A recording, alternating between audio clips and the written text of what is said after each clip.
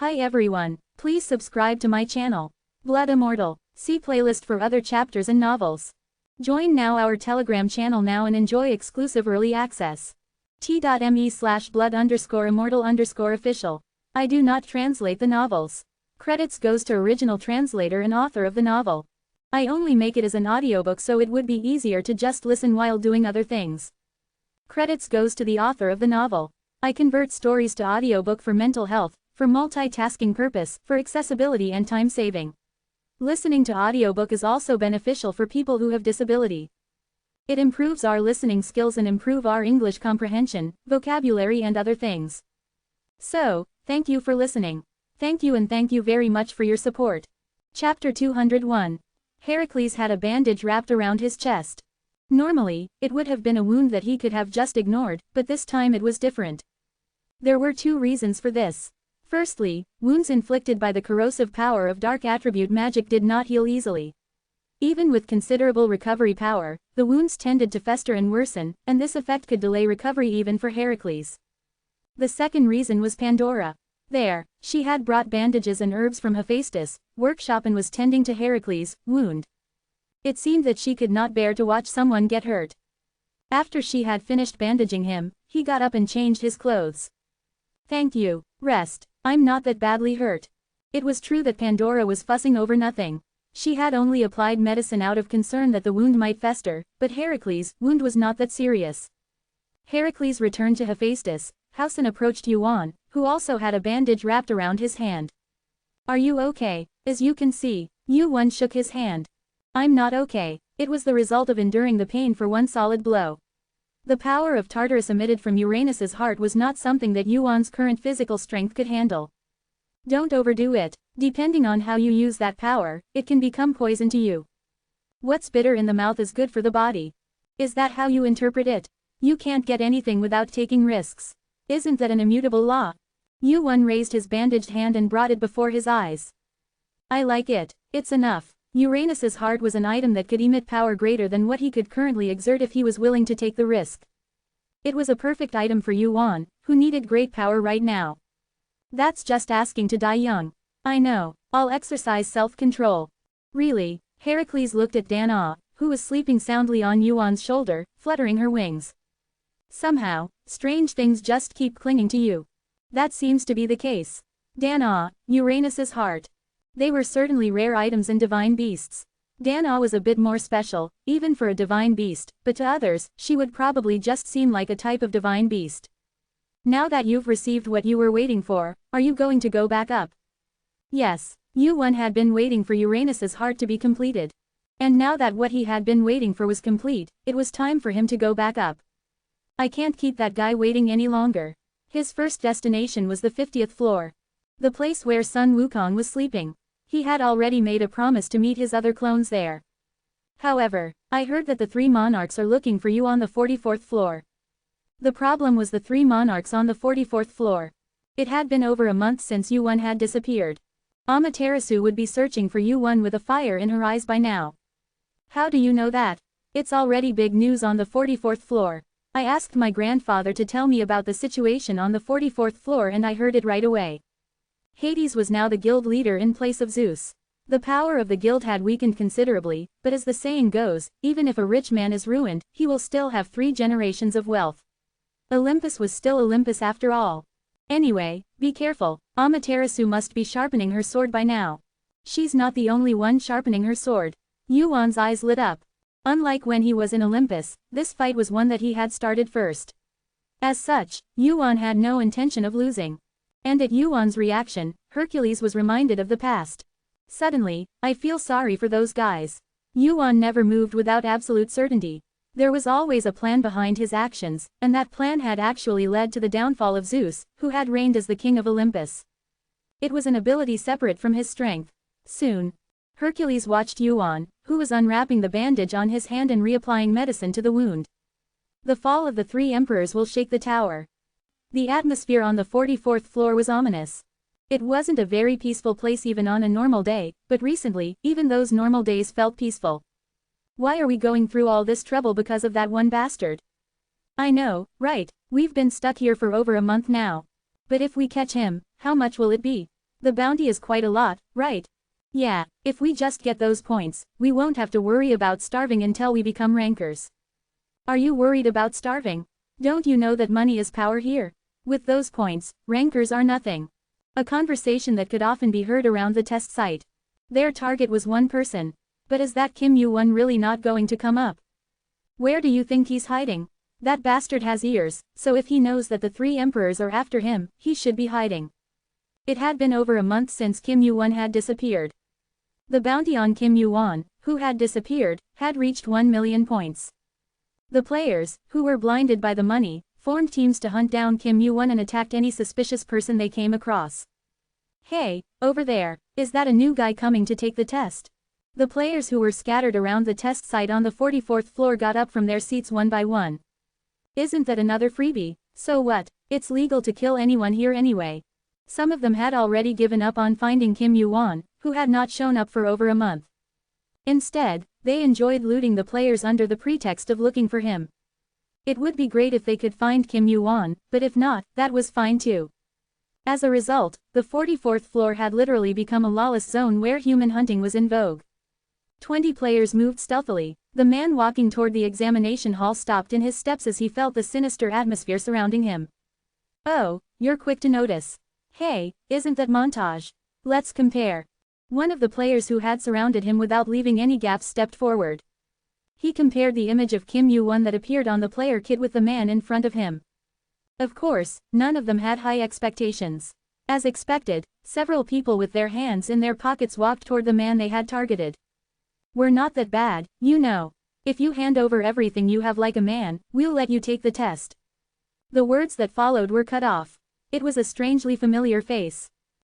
For a moment, a question mark appeared in his head with the thought, no way. Why, yeah, what, this is the guy. He thought about the meaning of those words for a moment. Scott, he felt a burning sensation in his throat, and his vision spun. Swish, the necks of the two people who had come closest flew off. The blood that had been flowing actively lost its way and spurted upward. Why were you all looking for me so desperately? You. Clang, stab. The unsuspecting players drew their weapons without waiting for anyone else. They prepared their skills, drawing up their magic power as if they were about to attack at any moment, but no one stepped forward first. They knew it too, that they wouldn't be able to catch Yu-won with just this many people. It's Kim Yu-won. Kim Yu-won is here. That's why they chose to ask for help nearby. All the criminals gathered in this city were after Yu-won's bounty, regardless of who they were. If they had support, they could win. They could just split the bounty. Besides, as long as the Sandwichi are watching our backs, we can't lose. We just have to hold on until the Sandwichi arrive. If we can do that, we can collect the bounty. And the Sandwichi's halo effect. The ones who had put up this bounty were the Sandwichi. Amaterasu, one of the top 50 high rankers, was there.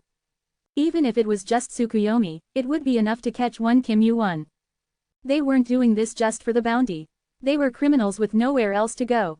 They couldn't join a guild or form a proper team to climb the tower. The only thing that embraced them was the Sandwichi in this world on the 44th floor. Knowing the power of a group, it was natural that they would want to gain the halo effect of being watched over. They're coming in droves. Yu-won looked around using wand to see the signs of people rushing in. Between the buildings, the players who had spread out like a spider's web were closing in on the net. It was a more systematic movement than he had thought. Still, I guess this is what you get from guys who've made it to the 44th floor. They were certainly different from the noisy rabble downstairs. Their movements were much more systematic and organized than those of the other mobs. Even without forming separate groups, they were still like this. Suddenly, he seemed to understand why Odin had been so wary of the criminals on the 44th floor, including the three demons. The stronger the organization, the stronger the group becomes as a whole. This incident is just the beginning. They had already united under the goal of capturing Yu-won. There was no need to wait until the distant future to clean up these cockroaches that were spreading like wildfire. Yu-won glanced down at the kusanagi on his waist. I'm ending this here. Yu-won waited in place without moving. Until enough people gathered. Until they made the first move. Time passed like that. They're starting to get confident. As the number exceeded 100 and approached 1,000, some began to move, confident in their numbers. The ones aiming for the back of his head. The moment he noticed their presence. I'm going to run away from now on. Yuan, who had been standing still, spread his voice with mana so that everyone could hear. So go and tell the 3 demons.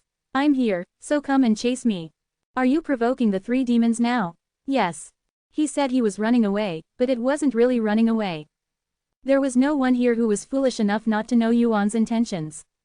But that's why they had to be more careful. Yuan wasn't an idiot. No, rather, he was a player who was so competent that it was difficult to gauge his depth. There must be a reason why such a Yuan would come to fight a battle that seemed so reckless that he would seem like an idiot. What on earth are you confident about? I don't know about that. At someone's question, Yuan untied the bundle he was carrying on his back. Swoosh. If you want this, follow me. What the? A mirror. Is it real? The surrounding players who discovered the mirror that Yuan had taken out were in an uproar. Even those who had hidden their appearance very well were surprised enough to scream. It's a bit of an obvious provocation. Amaterasu wasn't an idiot. But that's why a show like this was necessary now. It's better this way now. A provocation that was all too obvious. But it was a provocation that they couldn't help but fall for. Numerous players who learned that Yuan had obtained the Yata no Kagami, one of the 3 artifact. Amaterasu will hear the news and think about it over and over again through their eyes and ears. But in the end, the bait is in my hands. Yuan had taken the high ground in this battle. Now, Yuan turned around. The stage and props were ready. Let the hunt begin. Chapter 202. Kim Yuan showed up. Amaterasu, who had been looking out the window, turned around. A message had arrived in his player kit. The news of Kim Yuan's appearance was enough to pique his interest. No, in a case like this, it wouldn't just end with interest. That guy got his hands on the Yata mirror. He had disappeared for over a month. Where the hell did he go? He had searched every region of the tower, not just the 44th floor, but he couldn't find him at all. It was as if he had vanished into thin air. Or maybe he was hiding in a mountain or forest somewhere. But there was no reason for him to do that.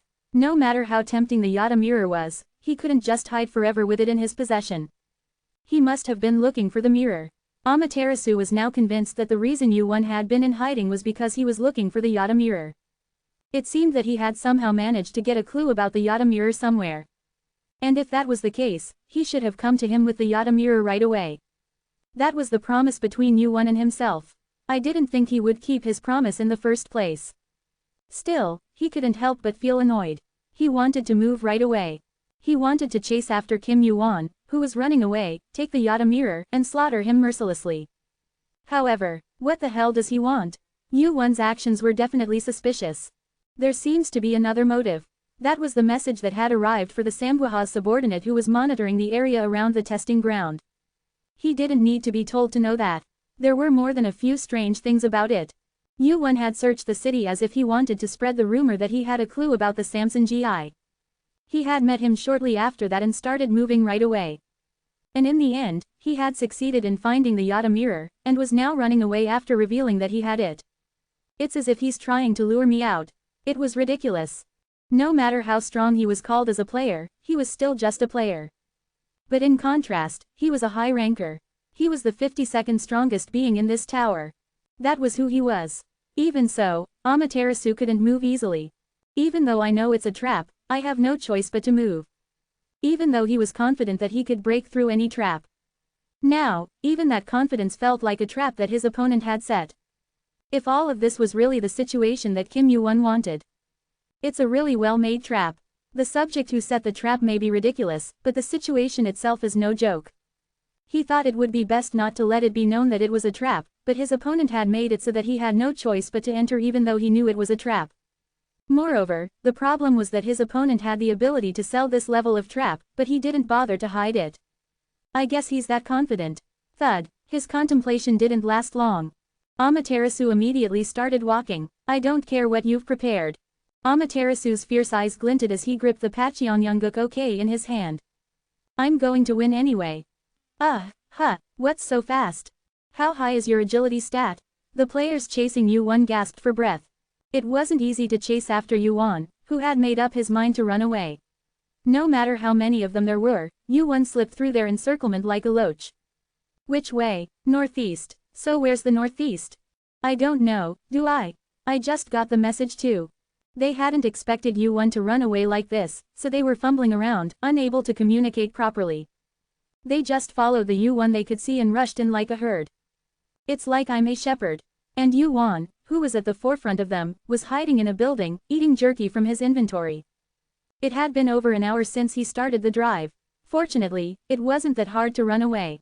Among them, there were even some players at the ranker level, but their feet were not that fast.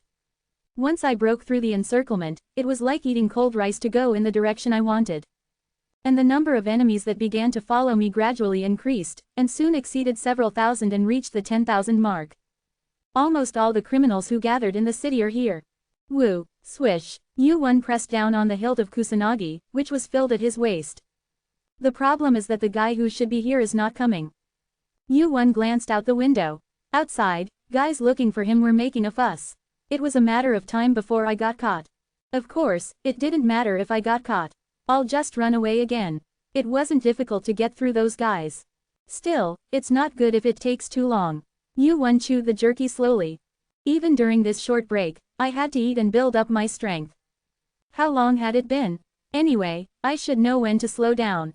Yuan, who had been sitting and waiting, raised his head. A blurry figure that had arrived in front of me. At first, I thought it was Amaterasu, but it wasn't. Is it Tsukuyomi? The blurry figure gradually became clearer. Then, a woman with snow-white skin and beautiful silver hair that reached her waist appeared as if she had received moonlight. It was a familiar face. Yuan had seen it several times. He was the oldest surviving ranker among the Samgyas. Tsukuyomi, she was a beautiful woman who was considered one of the most beautiful in this tower. She was often compared to Aphrodite, the high ranker of Olympus. What are you thinking? Tsukuyomi's first impression was much different from Amaterasu's. She didn't show her life to Yuan all of a sudden, or exude the magical power she possessed. Do you want to die? Unlike her fierce words, her face was filled with curiosity and wonder. Her gaze was directed at the Yata mirror on Yuan's back. Why, do you want this? Answer the question. Is there anyone who wants to die so hard? I have no intention of dying. Is that guy like that? I seemed really curious. Tsukuyomi tilted her head as if she really didn't understand. It didn't seem like he was trying to get any information. It didn't seem like he was aiming for the Yata mirror. In the first place, when Amaterasu collected all the Samshinki, she didn't fight Amaterasu or anything. She was just looking for the Samshinki, not particularly coveting it. Why on earth? Maybe. Yuan felt Susanoo's emotions shaking violently. He was a guy who usually didn't care about anything other than killing people and fighting. He, who had been like that, was unable to control his emotions since Tsukuyomi appeared. I thought it would be. But there is only one feeling like this. Do you like her? No, that's right. I said no. I don't know about other guys, but you can't fool me. Yuan barely suppressed the laughter that was about to burst out. Then one thing, then maybe. Yuan looked at Tsukuyomi in front of him. She was not very interested in Samshinki, but she had been searching for other Samshinki for quite a long time. However, she wasn't particularly interested in the Yata mirror on Yuan's back. Then the remaining Samshinki is one. Were you looking for the sword of Kusanagi? The sword of Kusanagi that Yuan was carrying looked like an ordinary sword on the outside. That's why it seems to have gone unnoticed. If she, who wasn't interested in the other Samshinki, was looking for the sword of Kusanagi, there was only one reason. I guess they liked each other. The sword of Kusanagi was a relic left behind by Susanoo. Perhaps she was looking for Kusanagi because it was a relic of Susanoo. One thing for sure is that Tsukuyomi is not interested in the Yata mirror. This changes the calculation. Yuan thought for a moment about how to use the variable called Tsukuyomi. Perhaps she could be the most useful joker in this fight. What are you thinking? When Yuan remained silent for a long time, Tsukuyomi, who couldn't stand it any longer, asked. Then, whose side are you on? Yuan finally made his move. Tsukuyomi's forehead narrowed. She looked at Yuan with a puzzled expression and asked for a more detailed explanation. What are you talking about? Amaterasu, or Susanoo? Her eyes widened at the question. If the two of them are enemies, whose side will you be on? You. Tsukuyomi's pupils shook for a moment, then she continued in a confident voice. You know something. I know. Did he really kill Susanoo? She seemed to have guessed, but wasn't sure. He didn't kill him directly, but he was involved. What do you mean? He intended for Susanoo to die. Tsukuyomi's expression wavered several times. She doubted Yuan in front of her, but she pondered to judge the truth of his words. She was a high ranker known as Samgyong in the tower. Tsukuyomi, who was ranked 86th, continued to ask questions without being shaken as much as possible. Why on earth, how? Yamada no Orochi. Amaterasu was the one who made the monster and Susanoo collide. Originally, the two of them should have caught it together, but Yu-1 recalled his conversation with Susanoo and replied. He didn't show up. In the end, Susanoo fought Yamada no Orochi alone. Amaterasu used Yamada no Orochi to kill Susanoo. After thinking deeply for a moment, Tsukuyomi nodded her head. Your words are certainly not much different from what I think. That's right. It's strange. No matter how much Susanoo is, he's not stupid enough to fight that monster alone. Susanoo was a swordsman who was crazy about fighting, but he wasn't a moth that didn't even know where he would die. He had always fought on the brink of life and death. However, even if it was a fight to live or die, he didn't fight a fight where he had no choice but to die. Susanoo wasn't a fool enough to fight knowing he would lose. What he really enjoyed was the moment of cutting others, not being cut and suffering himself. As you said, Amaterasu must have known about Orochi's existence. That's why it was strange. Why didn't he help Susanoo? Was he that afraid of Orochi? Tsukuyomi shook her head as she continued to speak. I didn't want to doubt my friend that much. Because he's the only friend I have left. That's why I've never asked why. Swoosh, crack, crack. Tsukuyomi's mana filled the room. A cold chill froze her body, and the air in the room instantly turned cold like a cold wave. The same ice attribute mana as Arthur. However, the power felt was incomparable to his. Tell me, what do you believe so confidently? That Amaterasu was the one who killed him. She seemed as if she would draw her sword right away if she said one wrong word. Yu-1's words might have insulted her friend, who had been with her all her life with Susanoo. Still, it was fortunate. The answer wasn't difficult. I heard it from the person himself. Directly. Tsukuyomi tilted her head as if to ask what she meant. Then, you too, smirk. Why don't you talk to him yourself? In Yu-1's shadow, a familiar figure began to rise, wriggling.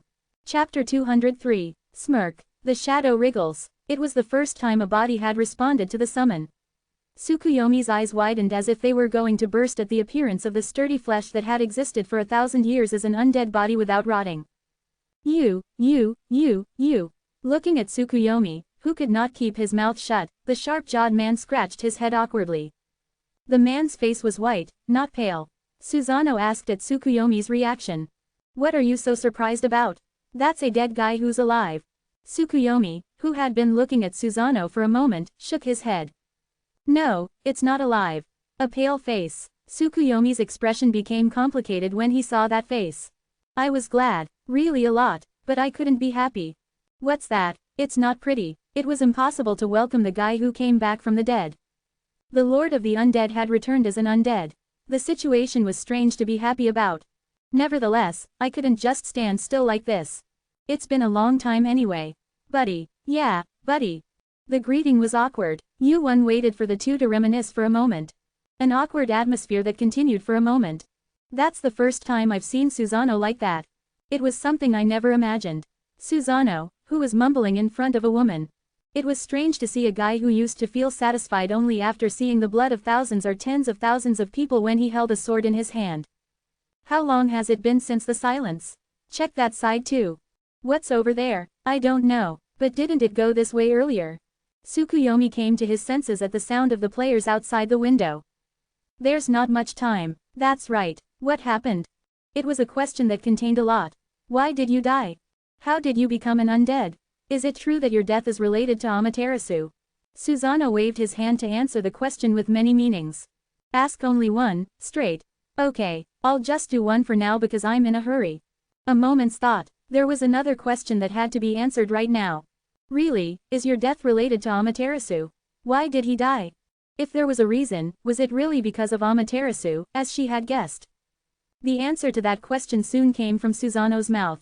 It's not unrelated. If it's not unrelated, I could tell that you already know. Is that true? Yes. A brief silence. However, there was no time to think long, or to accept it. Even if it's true, are you really sure? Even if he let you and Orochi fight, there might be other circumstances, right? Amaterasu was a friend she had been with for thousands of years. It was hard to believe that he had betrayed another friend and driven him to his death. No, it was a difficult story to accept. But, you must have felt it too, right? That guy has changed since he got the Yata no Kagami. Well, I believed him then. It was a wrong choice.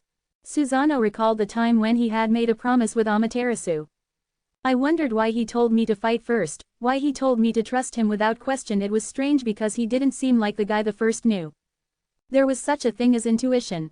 The guy who was late with all sorts of excuses never showed up in the end. Well, this is just my intuition. I'm almost sure about it, but... Why are you so sure? He showed up. To find the Kusanagi. The Kusanagi? Tsukuyomi's eyes widened. Amaterasu, who showed up after the fight was over. He didn't look for the dying Susanoo, but for the Kusanagi. Of course I didn't give it to him. I fought to get it. Because of that, do you think Amaterasu sent you to your death? To get the Kusanagi? I saw his eyes. His eyes. The eyes of a guy who covets the Kusanagi. Tsukuyomi's pupils shook. Why on earth? The image of Amaterasu she had seen all this time came to her mind. She thought of his greed and obsession for the 3 artifact, and the image of Amaterasu standing with that look in his eyes came to her mind. If that's the case, then maybe. Maybe really. Whatever you think is up to you. Believe me or believe him. Swish, swish. Well, it's not like it's difficult. It's something even the 3 evils can do. Susanoo's form scattered into shadows once more. Tsukuyomi stood there with a look of confusion. Her mind was in chaos. Soon, her gaze turned to Yuan. Could she be being controlled by that guy? She shook her head at the fleeting thought. No, it can't be. It's Susanoo, not anyone else. Susanoo was like a sovereign of the undead. As the highest ranking of the 3 evils, he wasn't the type to submit or be controlled by anyone. Even if his soul had been taken by a necromancer, Susanoo would never yield. Yuan looked at Tsukuyomi, who was frozen in place, for a moment before asking, "Are you just going to stand there?" What? Her face was full of confusion. People searching for Yuan were flooding in. They were all moving under Amaterasu's orders. She had to make a move. Tsukuyomi nodded. See you. Swish. Tsukuyomi's figure disappeared through the wall. The cold air that had filled the room along with the moonlight returned to normal. See you again. It was a phrase she had been hearing a lot lately. Her face, filled with complexity, came to mind. Fortunately, it didn't seem like she distrusted Susanoo's words. I'll be seeing her again soon. The variable of Tsukuyomi worked in Yuan's favor. She was a high ranker who was more than capable, although her rank was lower than Susanoo or Amaterasu. Her strength alone was far greater than the thousands, tens of thousands of small fries outside. The problem is, the one I want to see isn't here. Bang! The door to the room where Yuan was sitting opened, and a few players entered. We found him. They looked bewildered, as if they hadn't expected to actually find him here. Yuan looked at them and stood up from his seat. It looks like I'll have to start bouncing around again. Yuan turned his head out the window and looked at the players who were slowly gathering. For some reason, their numbers seemed to have increased. Seriously, even if it is the 3 divine device, there's not enough to go around with this many people. Just think of it like you're working a day job. Just think of it as doing a day's part-time job. Gather the homeless players together to create a guild. Use their strength to threaten the large guilds and gain immense power. Well, yeah, it's not that hard. It's something even Samgya's would do. Players gathered in droves. Among them were several rankers. They were all rankers with not so good reputations. Those who committed crimes or were kicked out of their guilds for causing trouble. They became wanderers and settled on the 44th floor. They all gathered in this one place. Samgya promised us that he would accept us into his guild if we did this. If Samgya unites as a guild, it will instantly become large enough to threaten the major guilds. And we will be at the center of it all. No matter how willful they were, there was no such thing as an individual who didn't need a roof over their head. And in the tower, a guild was like a roof. The only large guild that could accept criminals. They wanted to use this opportunity to create the power of that group. And at the center of it all, he's just going around in circles. Amaterasu was there. He watched Yuan from afar. What did he really want? Why did he provoke him? Could Asgard be behind this somehow? He couldn't approach him until he figured that out. But, what's his real goal? He still couldn't figure it out. He searched everywhere, but he couldn't find any trace of Asgard. But it didn't seem like he had any other goals either. What could it be? What did Kim Yuan want? It's suspicious. He wasn't far from Kim Yuan. Close enough to face him head-on if he wanted to. Amaterasu was very cautious. He didn't move unless he was certain, and he would rather give up than suffer even a small loss. But this time was different. He couldn't give up on the 3 divine device. Fortunately, he had insurance. I've gathered enough numbers. Amaterasu checked the number of players gathered there. He had gathered as many as he could, but even he hadn't expected this many players to gather. It probably meant that Samgya's influence on the 44th floor had grown that much over time. Even if the quality is a bit lacking, it's enough to rival the size of any large guild. This was the picture he had painted after obtaining the Pachian Gyeongguk OK and establishing their place on the 44th floor. Surrounded by thousands of players, Yu-won took out the Kusanagi, intending to collect all 3 artifacts. Gathering the players with nowhere to go, he planned to use their strength to threaten the large guilds and gain formidable power. Perhaps this moment was the beginning. They're still green, but, Amaterasu's eyes, reflected in the crimson Yasukani no Magatama, shone upon the group of players. If they gather like this, they might be useful. He had to use them. It was much safer and more accurate than revealing himself right away. To do that, Kwa-ang. Amaterasu clenched the Yasukani no Magatama in his hand. Wung, the Yasukani no Magatama wailed. The sky above him turned red, and below it, the players surrounding Yu-won came into view. I should give those fools some courage. In the middle of the city, Yu-won was surrounded by a huge crowd. You bastard, try running away again. Is there nowhere to run? Wow, there are so many. Because of this one guy, the players surrounding him, breathing hard as if exhausted, had faces full of alert. It seemed that they didn't dare to attack first. Yu-won looked around.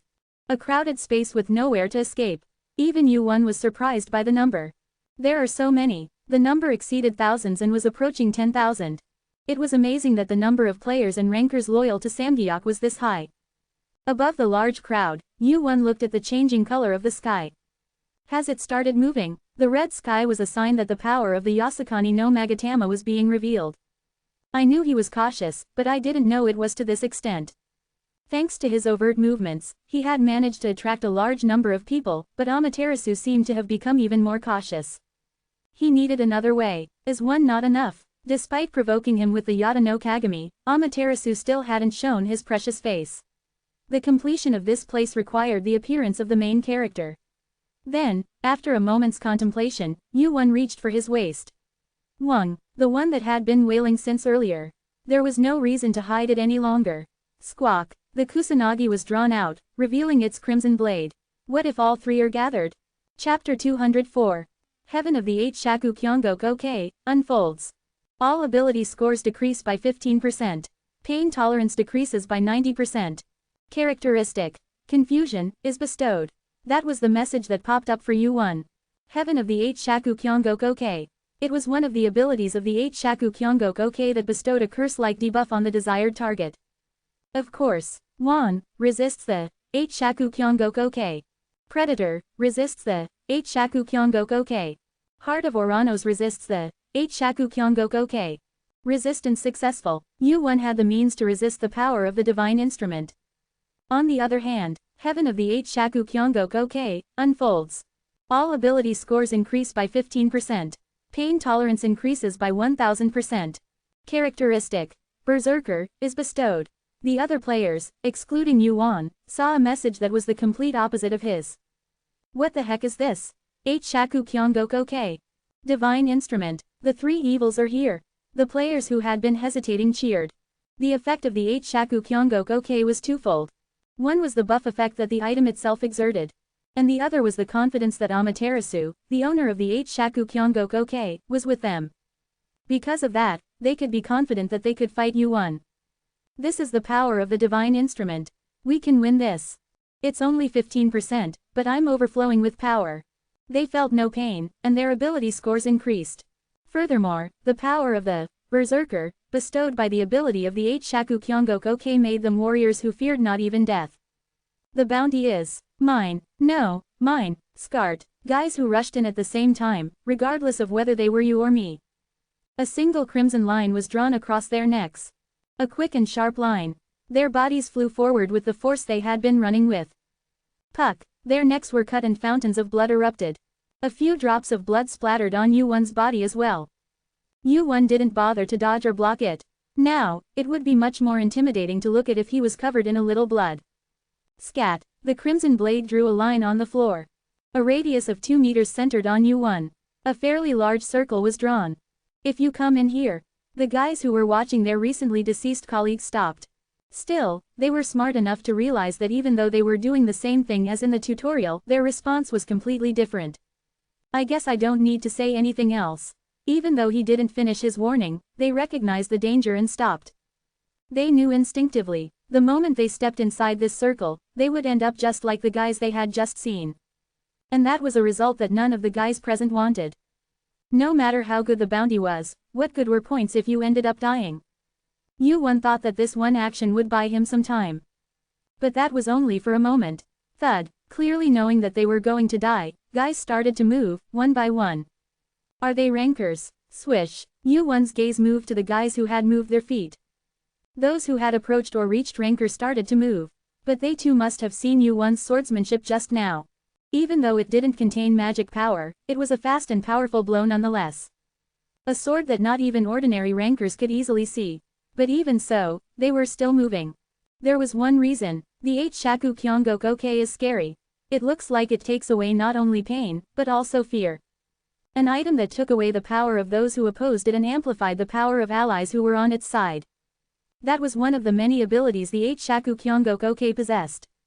And that ability shines when it borrows the power of a group. There was nothing as fearsome as the power of a group that knew no fear. It must be the effect of the light warrior. Of course. Yu-won's gaze headed to the line drawn on the ground. Skirt. The foot that came close was cut off. It was the foot of one of the guys that had been surrounding Yu-won. The only thing that changed is that the type of guys that come running at me changed to moths. Although they didn't know death, the guys' stats hadn't suddenly increased several-fold. The fact that there were no enemies that posed a threat still didn't change. Furthermore, time was on his side. Wung. The blade of Kusanagi trembled slightly. Yu-won's head turned. You can't possibly not know this. Far away, the corners of Yu-won's mouth curled up as his eyes met Amaterasu's, who was watching over him. What are you going to do now? Kusanagi. He had never been this excited. He couldn't believe it even though he was seeing it with his own eyes, and he didn't know if it actually existed. But it was now. What he had desired so much was right before his eyes. The sword of Kusanagi, the mirror of Yata. All of the 3 artifacts had been gathered. Twitch. His body felt like it was going to shoot forward at any moment. He wanted to tear Kim Yu-won into 1,000 pieces right before his eyes and collect the 3 artifacts that he had so desired. But compared to that, he had Kusanagi from the beginning. His suspicion and wariness towards Kim Yu-won grew even stronger. That guy had taken Susanoo-O's relic. Even he found his own appearance strange. Why was he being so wary of that guy? He could jump forward right now. Why on earth? Wung. The 8-foot Magatama was ringing. As all 3 of the 3 artifacts came together, they began to react to each other. Quack. If I gather all of these, I can surpass that guy. Susanoo. A tall, giant wall that had always stood in his way. Although his rank had surpassed the guys, it always felt like Amaterasu was seeing his back. But if he were to get his hands on all of the 3 artifacts. I can't stand it. Step. It didn't matter what the other person had prepared. No matter what traps there were, he just had to break through them all. If he could just get his hands on the 3 artifacts, he would definitely be able to do it. Skirt. Screech. Blood stained the sword of Kusanagi once again. The crimson blade, which was just like blood, didn't show much no matter how much blood got on it. Now, Yu-won wondered if the blade of Kusanagi had absorbed too much blood. As expected, 100 people have been killed. Kusanagi is absorbing blood.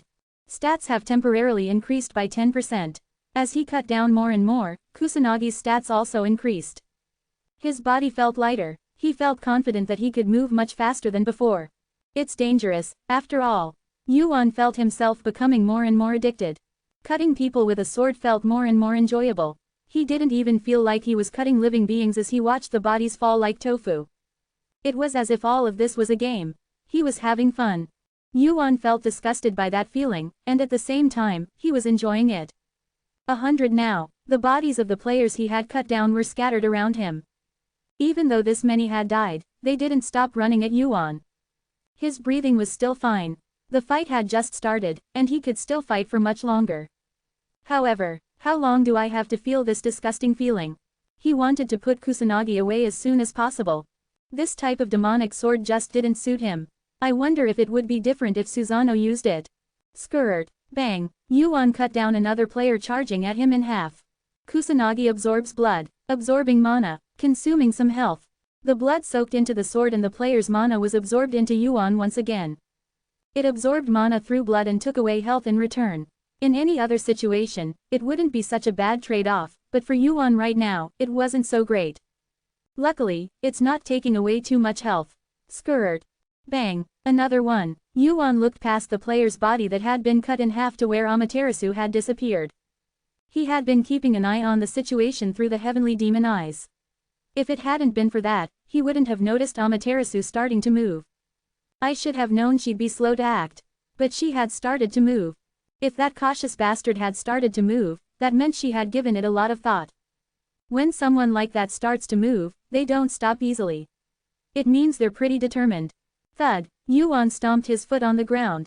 Then I'll start moving too. Clang. Yuan pulled out another sword. 2 swords. The players charging at him paused for a moment as they saw Yuan holding 2 swords. 2 swords. Did Kim Yuan originally use 2 swords? Who cares, just keep pushing. They said that, but they didn't rush in recklessly. No matter how effective the berserker's effect was, it didn't get rid of basic instincts and caution. A brief moment passed. Yuan looked at the Black Knight sword in his other hand and smirked. This is definitely more comfortable. Kusanagi was definitely a great sword, but Hephaestus's work was much more stable. The feeling of discomfort he had felt until just now disappeared. This was the power of a sword. It wasn't just a piece of metal you held in your hand, it was like an extension of your arm. Despite that, Yuan didn't throw Kusanagi away. Not to hold it, swing it, or cut with it. It was for something else. Plop. Yuan stabbed Kusanagi into the ground. Like a sword going into soft tofu, it went in smoothly. No, it wasn't just going in. Swish. Kusanagi was being sucked into the ground. Specifically, into a perfect circle with a 2-meter radius around where Yuan was standing. Huh, what did he do? The sword. The players gathered around checked the ground. It was clear that the sword had been stabbed into the ground just a moment ago. But now, there was no trace of it on the ground. Where did it go? What is he trying to do? Their guard became even tighter. A sword had suddenly disappeared. And it wasn't just any sword, it was a sword with incredible cutting power. The strange energy coming from Kusanagi was already something that all the players surrounding him could feel. Yuan, who had dropped Kusanagi on the ground, turned his head without paying any attention to the reactions around him. She must be freaking out by now. The people who would be surprised by the sword disappearing weren't them. The person who would be the most surprised was Kim Yuan. Rumble. The red sky turned dark. The temperature around them rose rapidly, and black flames erupted from the ground around Yuan. She's even screaming. Yuan turned his head and met the eyes of Amaterasu, who was falling from the sky. She must have been incredibly surprised to see Kusanagi disappear. Rumble. The giant flames were getting closer. A meteor falling from the sky. Rank 52. The leader of the 3-headed snakes, Amaterasu, had fallen to the ground as a meteor. Kwaang. Chapter 205. Rumble. Crack, crackle. A giant crater was created on the ground. Amaterasu, who had fallen into the middle of the city, looked around her. Charred wreckage and players who had been reduced to ash without even leaving behind a corpse. Crackle, crackle. A penalty ran through her body. This was the price she paid for killing so many players at once. This is refreshing. It had been a long time since she had felt a penalty like this. After coming down to the lower floors, she rarely had to fight these kinds of rookies. I should refrain from causing too much chaos. Around the 44th floor, the penalty would weaken considerably. Furthermore, Amaterasu had a body that was strong enough to withstand most penalties. However, the number of players she had killed in this one moment was easily in the hundreds. Naturally, the will of the tower did not ignore Amaterasu's actions. However, despite that, Amaterasu's inverted eyes did not return to normal. Where did he go? Amaterasu's gaze turned to the spot where Yuan had been standing. He had definitely been standing there just a moment ago. But in that short moment, he had taken advantage of the chaos to disappear. Not only that, the Kusanagi and the Yata mirror were gone as well. Everything had vanished. It was strange. There was no way he could have escaped her sight. Where did he go? Screech. A pure white halo entered through the black flames. Only then did Amaterasu recall another item that Yuan had in his possession. The Yata mirror. One of the 3 artifact. The Yata mirror was not an ordinary shield. It was an item that possessed special powers, like the Palchiok Jade. Perhaps he had used that item to move from his spot. Amaterasu's lips quivered, and at that moment, flash! A bolt of light fell from the sky. Rumble! The crater where Amaterasu was standing deepened even further as the force of the lightning that struck the ground shook it. Her body buzzed with electricity. Amaterasu raised both arms to protect her body, and her head lifted. This bastard! Amaterasu and Yuan's eyes met. Yuan, who had dodged into the sky, prepared another bolt of lightning and threw it down with all his might. Rumble! Amaterasu enveloped her body in flames. Then, the black flames instantly devoured the lightning, erasing its existence. Fire and darkness. A high ranker who can handle two attributes. That was the most basic and representative characteristic known about Amaterasu. Darkness attribute magic, which had the power of corrosion, and fire attribute magic, which boasted powerful destructive force. Amaterasu handled the magic power of those two attributes freely. Yuan could do the same, but it was only because he relied on items. The sky turned red. It reminds me of the tutorial. It wasn't the first time she had seen a sight like this. The boss that was set to destroy the tutorial. Surtur's 176th child, Surtra. He was an existence that had the power to change the color of the sky with his appearance. Of course, that was only when he had his original power, not the power of the tutorial. Originally, Surtra's power was measured to match that of a high-ranker class boss in the tutorial. Thanks to that, Yuan was able to defeat Surtra and obtain the heart of a giant from him. However, the situation now was completely different from then. That monster is far more than Surtra. Amaterasu was one of the best fire-wielding high-rankers in the tower. Her fire was far hotter than Surtra's, and even hotter than Apollo's. Furthermore, fire attribute magic power becomes stronger depending on the state of one's emotions. That's why most rankers with fire attribute magic have a short temper when they fight, whether it's big or small. And Amaterasu had raised that fire attribute magic power to its limits. She had to use that nature to her advantage. Once Amaterasu starts moving, she'll never stop. Maybe. Rumble. Flames erupted from beneath Amaterasu's feet, meeting his gaze. The beginning. PFF'd. Amaterasu's body shot up with the explosion. At the same time, mirrors surrounded Yuan's body. The Yada mirror reflects. Moves to the designated location. Spot. PFF'd. The flames engulfed the spot where Yuan had been standing. In an instant, his vision changed, and a scorching heat covered his face. The attack was too fast and wide-range to simply avoid. Yuan, who appeared on top of a building, looked at the pieces of the mirror surrounding him. It's a useful item. Items with such instant teleportation were not common. Even though Yuan had handled countless items, he still felt tempted. An item that could move to a location reflected in a mirror. But still, Yuan looked around at the players who were starting to surround him. I don't have time to rest. Ka-aat, clang. The building he was standing on was cut in half. It was the guys who had been waiting for Yuan to come down from below. Rankers, huh? Yuan moved to avoid the weapons of the rankers mixed in with the players. It seemed that they had already made up their minds to help Amaterasu. They probably thought that if they helped catch Yuan here, they would get a good share. It's not much different from dealing with a guild, really. Amaterasu alone was an enemy he couldn't handle. And now, that many people were joining in.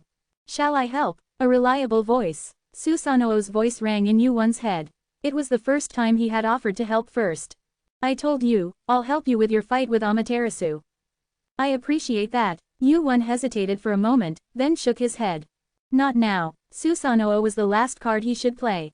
If the situation was urgent, he would have to use it without thinking, but thanks to the Yada mirror, he could hold on for now.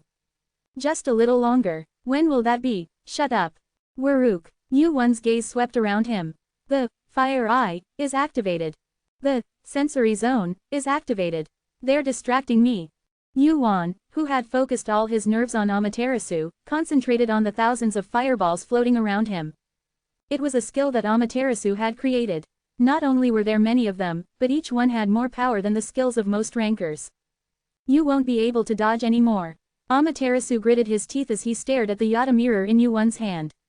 He's thought it through. He knew more about the artifact than anyone else. Of course, he seemed to know how to destroy the Yada mirror's abilities as well. The Yada mirror had the ability to move to a space reflected in the mirror. It consumed a lot of magic power, but it was an excellent ability for evasion, so it wasn't a pity. I can't avoid all these with the mirror. The power was enough, so he reduced the power and increased the number and speed. It was a reasonable choice. Waruk, the magic power fluctuated.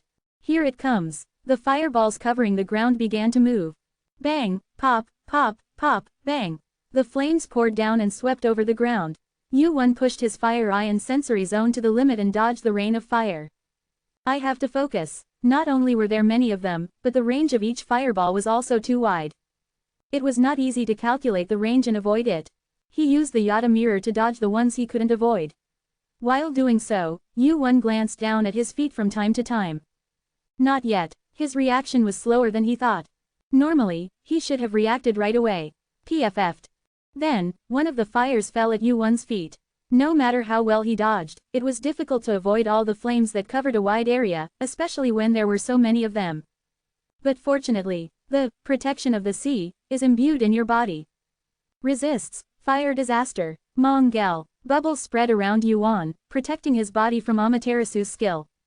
Protection of the sea, one of the abilities of the sea god stone attached to Uranus's heart. It had even greater resistance to fire. Moreover, since he hadn't been hit by the skill fully, Yu-Won was able to avoid any major damage. Good. It was better to avoid attacks if possible, but having such a means of defense gave him a wider range to avoid attacks. Now that he had confirmed that protection of the sea could protect him from Amaterasu's skill to some extent, all he had to do was avoid getting hit by the skill. Of course. Whoosh. Yu-Won looked at Amaterasu, who was now engulfed in black flames. That bastard seems to know that too. Once Amaterasu confirmed that Yu-Won had a means to defend against such petty attacks, it was only natural for her to choose a different approach. The numerous pits of fire that had been spread out in all directions gathered around Amaterasu. The sky turned black, and the surrounding air grew hotter. With this much heat, it would be difficult for even intermediate players to stand still. Hot. Lady Amaterasu, we're on your side. Water. Anyone with water-type skills. Please. Chaos ensued in the city. Those who had been desperately trying to avoid Amaterasu's skills were now struggling to protect themselves from the sudden burst of heat. The sky had turned black. The smoke rising into the sky, pitch black, and the air temperature hot enough to burn skin even if you stood still. It was literally a disaster. Amaterasu's body, which had absorbed all the fire and emitted flames from her magic power, had become a giant reminiscent of a gigante's. And then, flash, the giant, Amaterasu's eyes opened and glared at Yu-Won. Where is Kusanagi? A long flaming sword, long enough to pierce through the clouds, was held in the hand of Amaterasu, who had transformed into a fire giant. The moment he saw it, Yu-Won realized for sure. I can't block or avoid that. Amaterasu could kill Yu-Won if she wanted to right now. The power to instantly turn the city into a sea of fire with a single slash existed within him. The 52nd high ranker. The reason why he ranked higher than even Poseidon or Hades of Olympus was right before his eyes. The only reason she's not killing me right away is because Kusanagi's gone. She must be burning up inside by now. The Kusanagi that had appeared before her eyes had suddenly disappeared, which was no different from giving a child candy and then taking it away. If you hand over Kusanagi and the mirror right now, I will let bygones be bygones. It was a lie that was all too obvious. And finally, it was time to give an answer to Amaterasu's question. Are you curious where it went? Boom, boom, boom. The ground shook. An ominous vibration. There was only one person in this world who had experienced this kind of vibration. Really, it started. Susano. Even though his physical body was already dead, he felt his body tingling again. It was because of this very moment. The reason why Yu-Won had raided Susano's dungeon and tried to get his hands on Kusanagi. Kusanagi is not gone. Boom, boom, boom. The vibration grew closer. It has simply returned to where it belongs. Where it belongs. Amaterasu's pupils shook with unease. He realized what kind of fight had taken place above this city. If you want it, that moment, don't use your friends like pawns. Get it yourself. A common message popped up in the heads of the numerous players in the city. Yamata no Orochi awakens from its slumber. The strongest card Yu-Won had prepared for this fight began to stir beneath the city. Chapter 206. Yamata no Orochi. Amaterasu's mana wavered. The gigantic mana flames that were enveloping him surged up, outwardly expressing his anxiety. Yamata no Orochi, the worst monster in the history of the 44th floor, who had driven Susano to his death. The true owner of the Kusanagi no Tsurugi. Why on earth is he? Amaterasu, who had been rolling his eyes in confusion, suddenly recalled the Kusanagi no Tsurugi that had disappeared. That was why. Was this his goal from the start? Amaterasu's face, which had been covered in flames, crumpled. With this, the Yata no Kagami was in Yuan's hands, and the Kusanagi no Tsurugi was inside Yamata no Orochi's body. All three of the artifact were gathered, but the process required to obtain them had become quite complicated. Amaterasu's gaze turned to where Yuan was standing. Unlike the others, who were bewildered by the sudden message, Yuan's expression was incredibly calm. As if he had foreseen all of this in advance. What a pain in the... Rumble, rumble. Before fighting Yamata no Orochi, Amaterasu intended to eliminate Yuan first. The gigantic flames moved, like it was going to split the world in half. A flaming sword that parted the clouds fell towards Yuan's head. Yuan didn't move. He had clearly expected him to react otherwise. Did he give up? But that thought was fleeting. Crack, the ground in front of Yuan split open. And from it, boom, a single gigantic tail suddenly shot up. Screech, wah, the flames that failed to cut the tail caused an explosion. Amaterasu's eyes widened at the flames that shot up into the sky and the solid sensation he felt in his hand. It was the first time he had felt this type of flame. An oppressive feeling that made his body shudder and an unstable mana that filled the air. Crimson eyes pierced through the pitch-black flames. The moment the flames began to swirl, Amaterasu crossed his arms to protect his body. Rumble, rumble, rumble. Kya, a gigantic mouth opened wide. Roar, with razor-sharp fangs bared, Orochi's head bit down on Amaterasu's arm. Amaterasu frowned at the pain in her arm. Although it was just a body made of magic power, the damage and pain inflicted on this body were also transmitted to the main body. Waruk. Amaterasu drew more magic power and swung the sword in her other hand. Feeling threatened, Orochi let go of the arm he was holding and turned back. Amaterasu felt her throbbing arm and looked beyond the faint smoke. More than 10 eyes. I had forgotten. Yamata no Orochi was a monster with a total of 9 heads. Just now, such a guy was 9. At that moment, I felt resentful that Susanoo had not killed the guy but had only sealed him. But why? Amaterasu's eyes widened as she checked the smoke that was gradually starting to clear. Is that guy over there? Yuan was on top of Yamata no Orochi's head.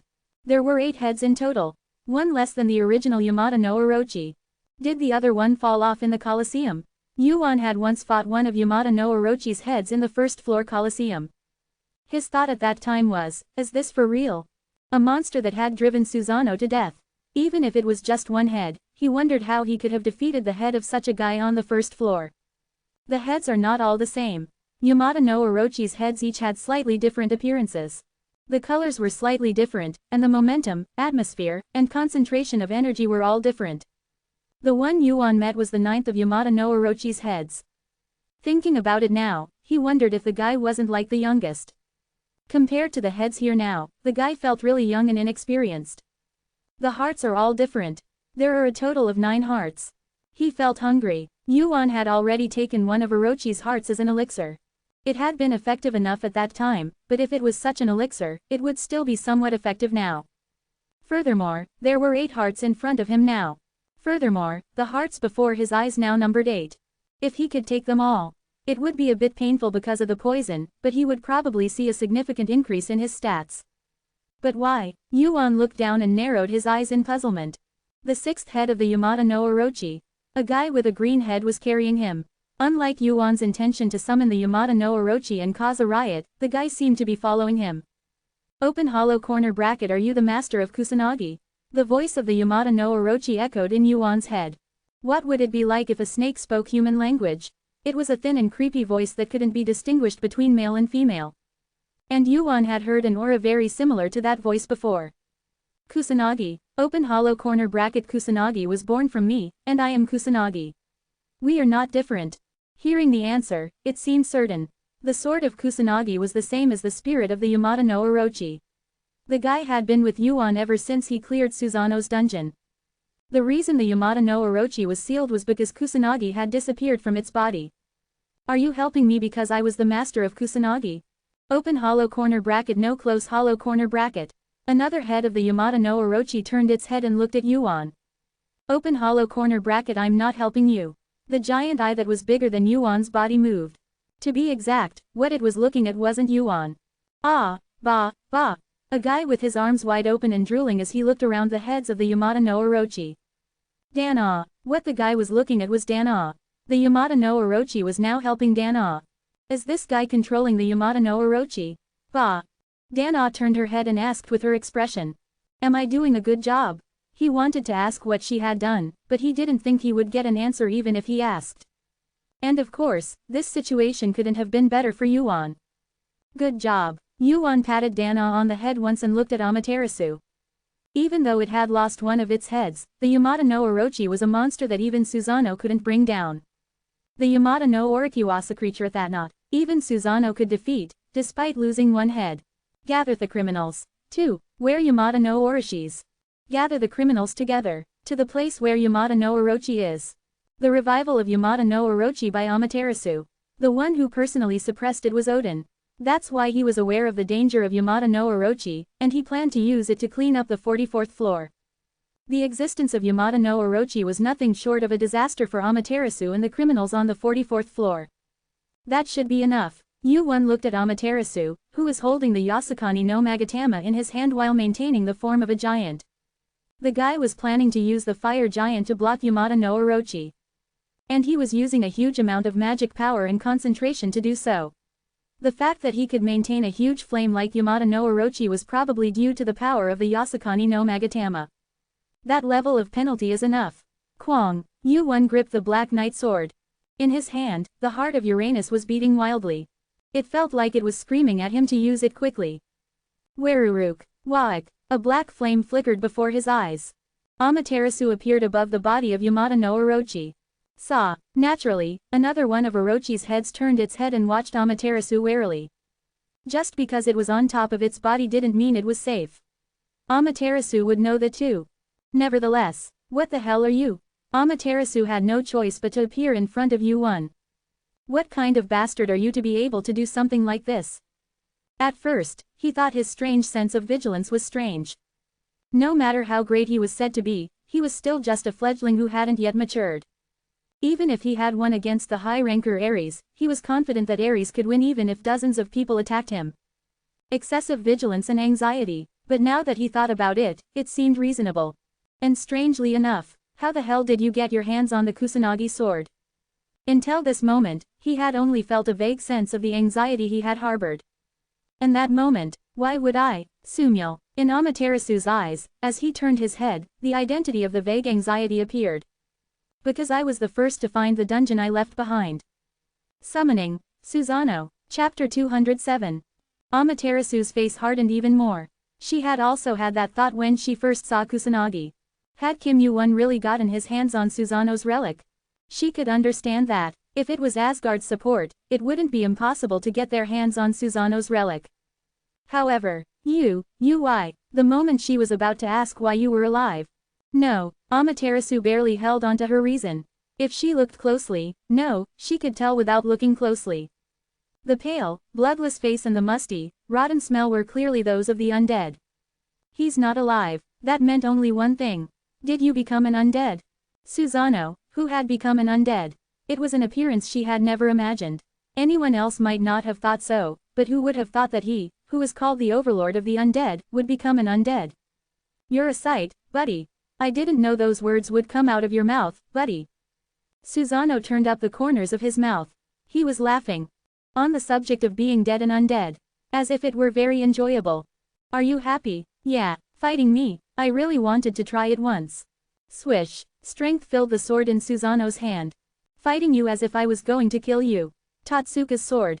It was a divine sword that Susanoo had used a long time ago. It was something that Yuan had gotten as a reward from the first floor, and it was the key to opening Susanoo's dungeon. But originally, it was a sword that Susanoo had used.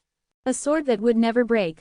Creak. Susanoo approached Amaterasu with the sword in his hand. Why did you do that? Shoo. A murderous aura flowed out of Susanoo's body along with his sinister magical energy. Why did you do that to me, buddy? Amaterasu's skin prickled at the creepiness. It wasn't because the magical energy he was emitting was so great. It wasn't because he was so good with a sword that he was nicknamed the Ghost, nor because he was scary as an undead. It was because the past she had spent with him came to mind. You're too scared. You'd be a lot stronger if you weren't so scared. Stay behind with Tsukuyomi because it's dangerous. I'll clear the way. You just. Susanoo was always in front when they fought together. He was always better than her and shone brighter. Others were afraid of him. But she was more afraid of him. But, why? He was already dead. There was no reason to be afraid anymore. Because I don't need you anymore. Susanoo was a good comrade. He fought well and always led the way. He was always there, even when they became rankers, earned the name Sambujaja, and gained dominion over the first floor. That was all there was to it. What Susanoo was needed for.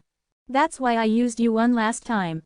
Swoosh. Amaterasu's gaze looked at the head of Yamada no Orochi, who was glaring at her. To kill this guy, I see. Susanoo got closer to Amaterasu. Now that I've heard it from you, it's enough. But I'm grateful for one thing. Screech. Tatsuka's sword was drawn. A ghost-like murderous aura erupted violently and wrapped around Amaterasu's body. Thanks to you, I don't have to hesitate. Spot. Zeezing. Bang. Tatsuka's sword, which was thrown forward, was blocked by Amaterasu's flames. At the same time, Susanoo's figure disappeared as an afterimage and appeared higher up. Roar. Susanoo's lips curled up as he cut through the flames. The undead didn't shed tears. But even though his outward expression was one of laughter, it wasn't as if his emotions didn't reach her. Was he thinking, but just in case? Susanoo had said that he would only help her in her fight with Amaterasu. To fight his friend who had betrayed him, to get revenge for his death. But it seemed that he still had a glimmer of hope. That perhaps there was some kind of misunderstanding.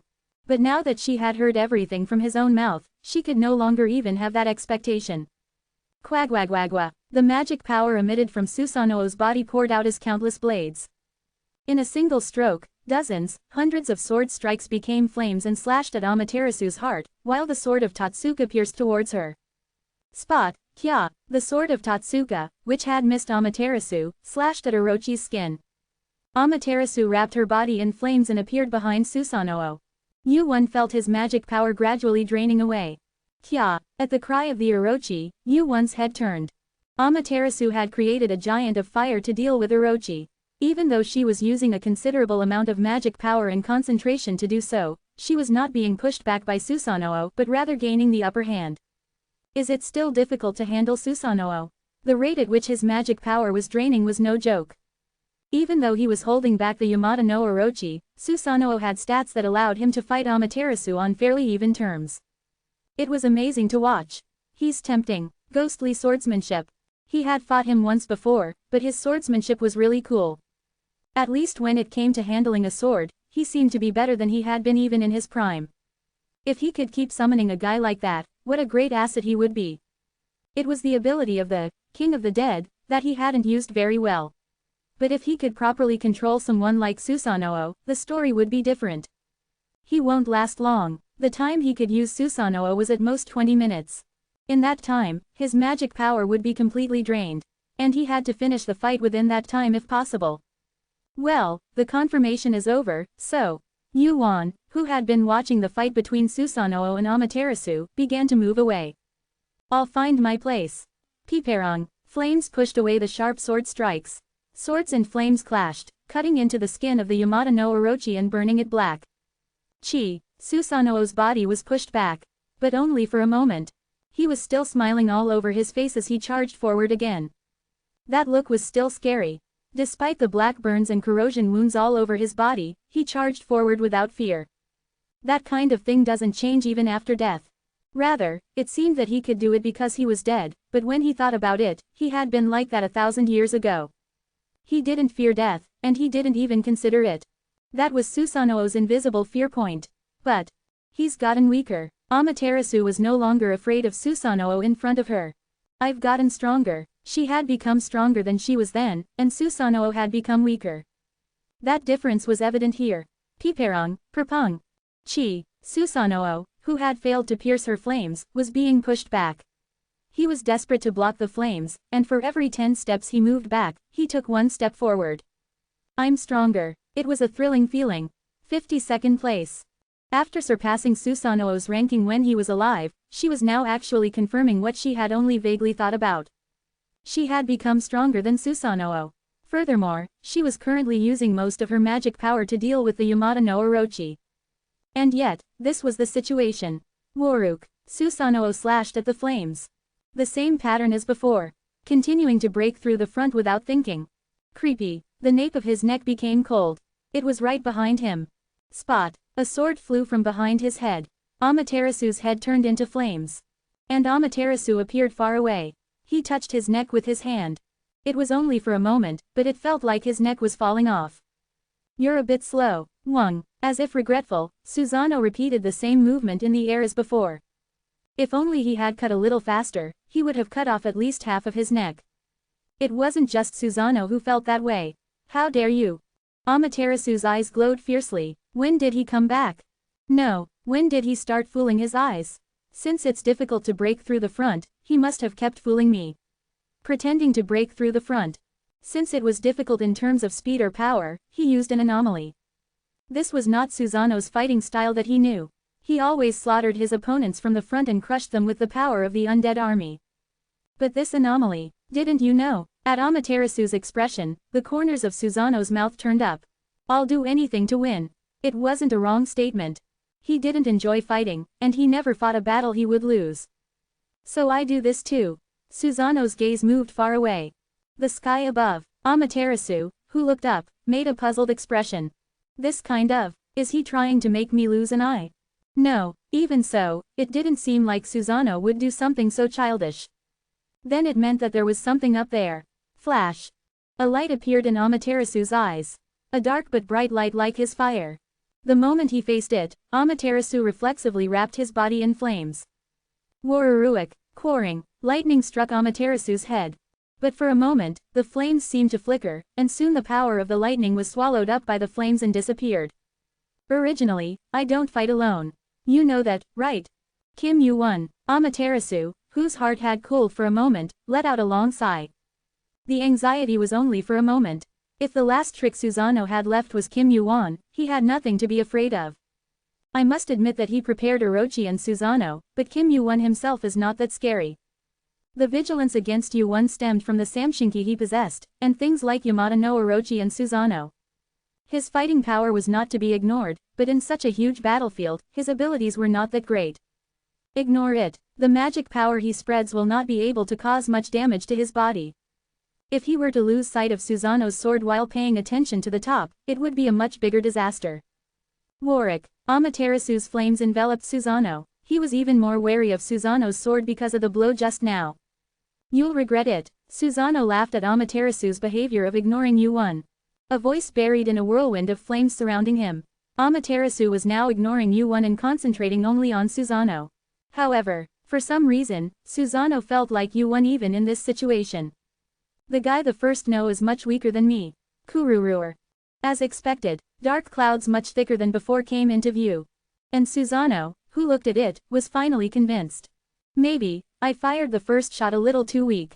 And the next moment, flash, as Amaterasu's flames approached Susanoo, a second thunderbolt struck him from the sky. Chapter 208. KWA Rung. Black light falls to the ground. In an instant, the light devours everything on the ground. The original light, color, and sound. The enormous magical energy moved like a living being. The pitch-black field of vision. Amidst it, Amaterasu saw a wriggling monster. Flash. A single ray of light appeared in the darkened field of vision. Until then, he hadn't realized that the sight before his eyes had stopped. And the next moment, this crazy, before the curse that was coming out of his mouth could finish. KWA Rung. Once again, a sharp electric shock wrapped around Amaterasu's body. Crackle. As if it were alive, electricity ran through every corner of his body. Furthermore, it was imbued with dark attribute magical energy, just like his fire. A combination of electricity, considered the most powerful attribute along with fire, and rare dark attribute magical energy. The unique attribute was an attribute, but the problem wasn't just that. How high are his magical stats? KWA Rung. The second lightning bolt fell. Flash. Amaterasu felt his body gradually weakening and eroding. He couldn't find his balance because of the shock he had received once.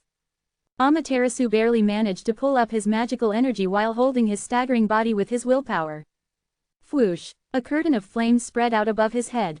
Thanks to this, Amaterasu was able to protect his body from the lightning that followed.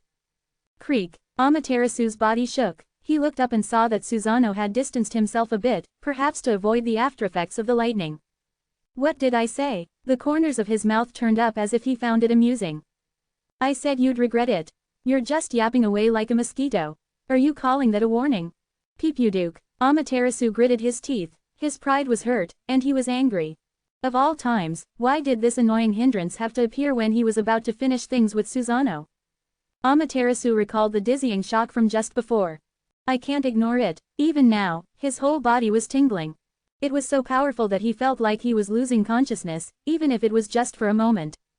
How was something like that even possible? I underestimated that bastard. This was no longer a one-on-one fight with Susanoo. Spot. Tatsuka's sword-wielding Susanoo charged forward once again. Brandishing a sharp sword that was flashy but completely excessive, he precisely swung it down at the neck. It needed to be dodged. No, it needs to be blocked. My gaze flew upward, in the sky above the fluctuations of magic power were gathering. Unable to know when nor how it would fall, my movements were bound to become limited. Splurt. Flames burst forth from Amaterasu's hand. The clashed with Tatsuka's sword. Clang. Flutter. The flaming sword wavered unsteadily. The clash of swords. Naturally, there result brought Asmal to Susanoo's face. Clang. Clang. Flutter. Amaterasu was forced to constantly check above her head as he wielded the unstable flames with both hands, which could shatter at any moment. I fondly thatting weren't there. Amaterasu's gaze instinctively ned toward the fire gaunt that was fighting the eight-headed Yamata no Orochi. Kya. Crunch. Flutter. The 8 heads of the Yamata no Orochi beat the giant's body. Ignoring the intense flames, the gobble the giant's flame swallowed and dug their sharp fang shintanok. It takes too much magic power to main the giant. Theorize a limit of the magic power that can boost simultaneously. The fire giant washes only means of confronting the Yamata no Orochi. In order to face an Yamata no Orochi of that size, he was to force himself to exert power on a par with it. If it weren't for the magic power used to main the giant, all those 8 heads would have been directed toward himself. And that would have been disaster than 8 undads Susanoo's swinging swords at them. What is not going according to plan? The voice came from afar. Blur. The figure of Susanoo before his eyes faded in tone after image and disappeared. The distance increased instantly. Oh, crap. A lightning bolt charged with power fell toward Amaterasu. Shiodasha looked up. Flash. Rumble. The lightning struck before its sound could be registered. Crackle. Crackle. Crackle. Amaterasu's body was jolted once again by the impact of the lightning that pierced through his entire body. This damn it. Thud. Flutter. Flames rose from Amaterasu's skin. The flames covering her body immediately blocked the lightning bolt and restored Amaterasu's body. Crunch. Up above, U1 began charging the lightning bolt once more. Mana began condensing. He wanted to go up and burn the guy right now. However, if I do that, his sword will fly at me from behind. He was tying him up with close combat, and the moment he made an opening, he would throw a powerful lightning bolt from a long distance. It was a combination that fit perfectly. Even the timing, which they had matched for a long time, fit perfectly. No, is he matching me? As if he was conscious of Yuan, Susanoo also moved his feet at the right time to avoid getting caught in the lightning. However, it was Yuan's role to make sure the timing was perfect. Furthermore, the accuracy of the lightning bolts he threw was also considerable. It's difficult, the cooperation between the two. But that didn't mean there was no breakthrough. Hold on, keep going. Yuan's mana wasn't infinite. No matter how skilled he was, he couldn't use a skill of this power indefinitely. Furthermore, the time limit was clear. No matter how high Yuan's stats were, the amount of mana consumed by using an undead like Susanoo was bound to be considerable. Time is on my side. Amaterasu's eyes sparkled as she looked up at the sky. Yuan was floating in the sky. There was no skill other than skywalk that allowed him to float, but there was another way. It's not a big deal. Ares, a warrior who, along with Athena, was in charge of the battlefield of Olympus. He was also skilled in spearmanship, and he also had the ability to float in the sky to throw spears. Thanks to that, Yuan was able to throw spears from above. 10 minutes. Yuan calculated the time that had passed since the fight began. He had delayed too much time. Half of his mana remained. Furthermore, Amaterasu had already drawn her attention away from him for a long time. You're thinking of holding on. At this rate, it would be difficult to change the flow simply by throwing lightning bolts. I have to choose. Should I retreat for a moment and use Yamata no Orochi to drag it out into a long-term battle? Or should I finish it within the given time? If he thought rationally, the former was the right choice. Initially, that was why he had tried to use Yamata no Orochi. As long as Kusanagi was inside that guy's body, Amaterasu would never hand Yamada no Orochi over to another ranker. However, I think I can do it. For some reason, he didn't want to do it that way. He wouldn't be able to hold on for very long in this state, but he thought it would be enough. It's dangerous. This kind of confidence that wasn't based on certainty. Wu Jin found the reason for it. And soon, it's you. The lightning bolt gripped in his right hand, and Uranus's heart that was creating the lightning bolt. That guy was talking to him, saying that he could definitely do it. This is a bit dangerous. Crackle, crackle, the lightning bolt in his hand gradually grew larger. It endlessly devoured magic power and condensed into a real spear. Tartarus, as opening, magic power flowing out through Uranus's heart. The magic power of Tartarus, an underground world deeper than hell, began to be absorbed into the lightning bolt. Uranus's heart was definitely much more powerful than Quinar the lightning bolt. The magic power flowing out through Tartarus also had several times the destructive power of Quina. It's not unfounded. Groan. Wu Jin gripped the lightning bolt and recalled what had happened a while ago. This spear injured Heracles' body. That was definite confidence.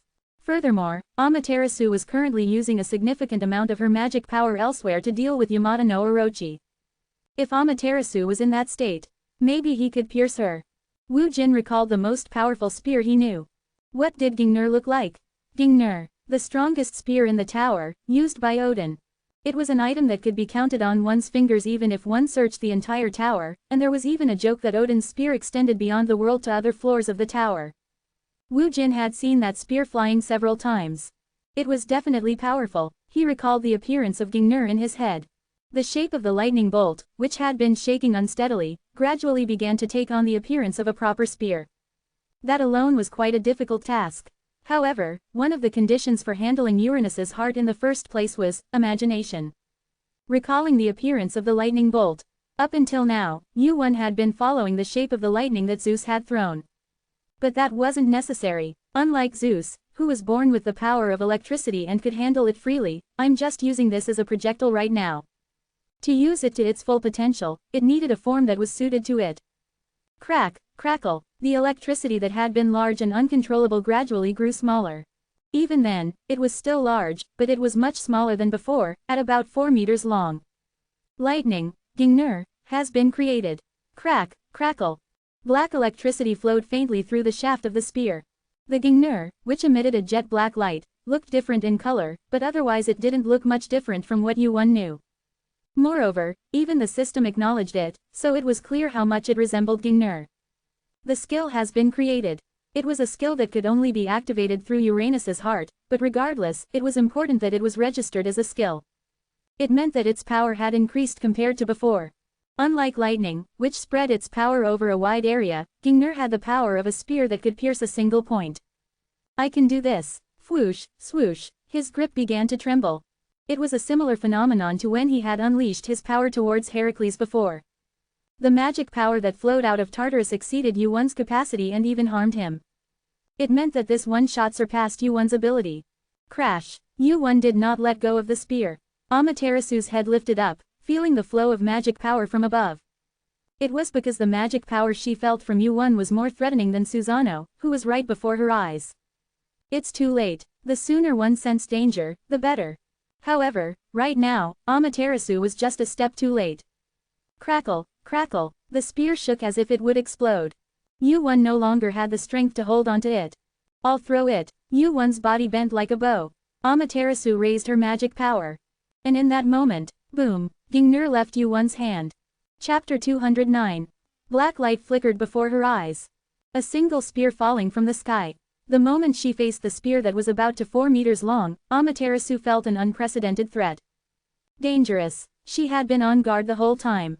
However, a sword right before her eyes was more threatening than a spear flying from afar.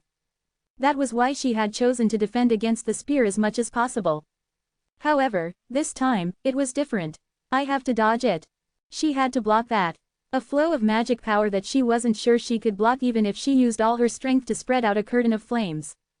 Furthermore, it was even more difficult to block it now that she was maintaining the fire giant. Moreover, it seems the 8 Shaku Magatama isn't here now. Susanoo seemed to have noticed something and burst into laughter. Soon, his gaze turned to the giant fighting the Yamada no Orochi. Warrioric, The giant was cutting down the Orochi with a huge sword, its body covered in black flames. She felt a familiar feeling from the giant. I guess that snake is scary after all. No matter how fraudulent a skill was, it wasn't easy to keep pouring out that much power. And the Yamata no Orochi was a monster that even she, in her prime, had only managed to seal. Furthermore, right now, Amaterasu was fighting both herself and Yuan. The 8 Shaku Magatama was being used on that giant. If that was the case, Amaterasu had no means of defense left. I guess I can't help but get hurt. Warururuk.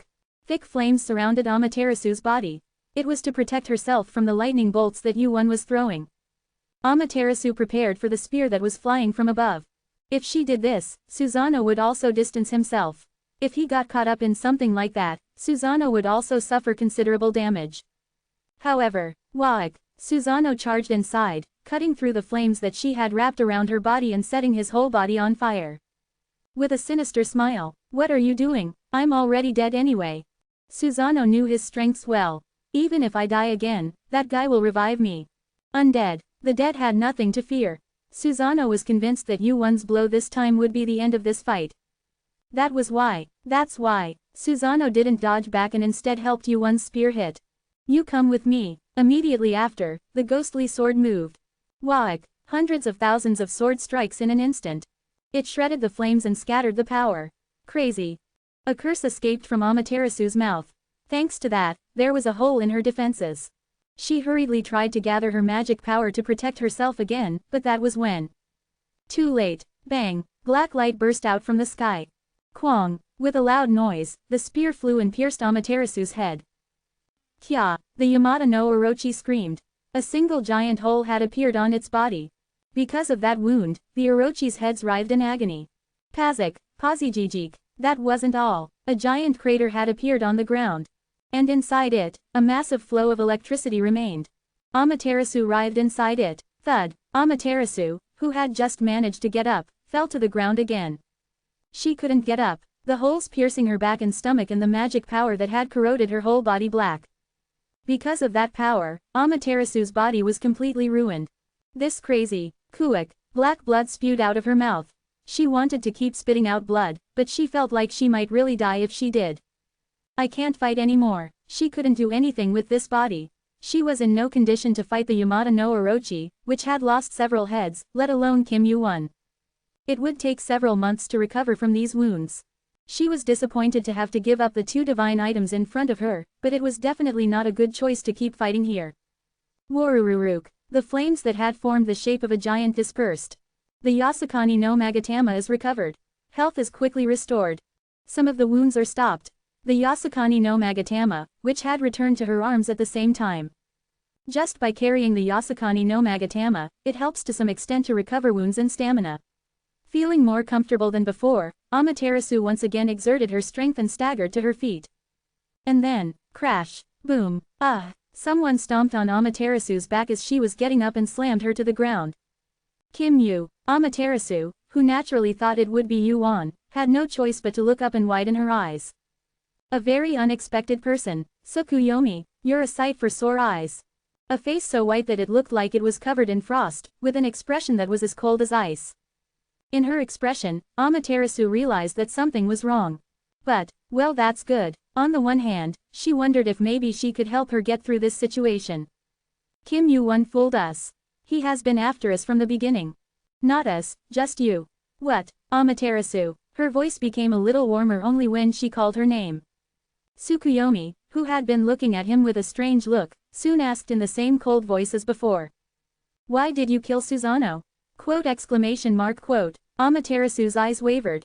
Why is Tsukuyomi asking this now, of all times? No. When did she know about that?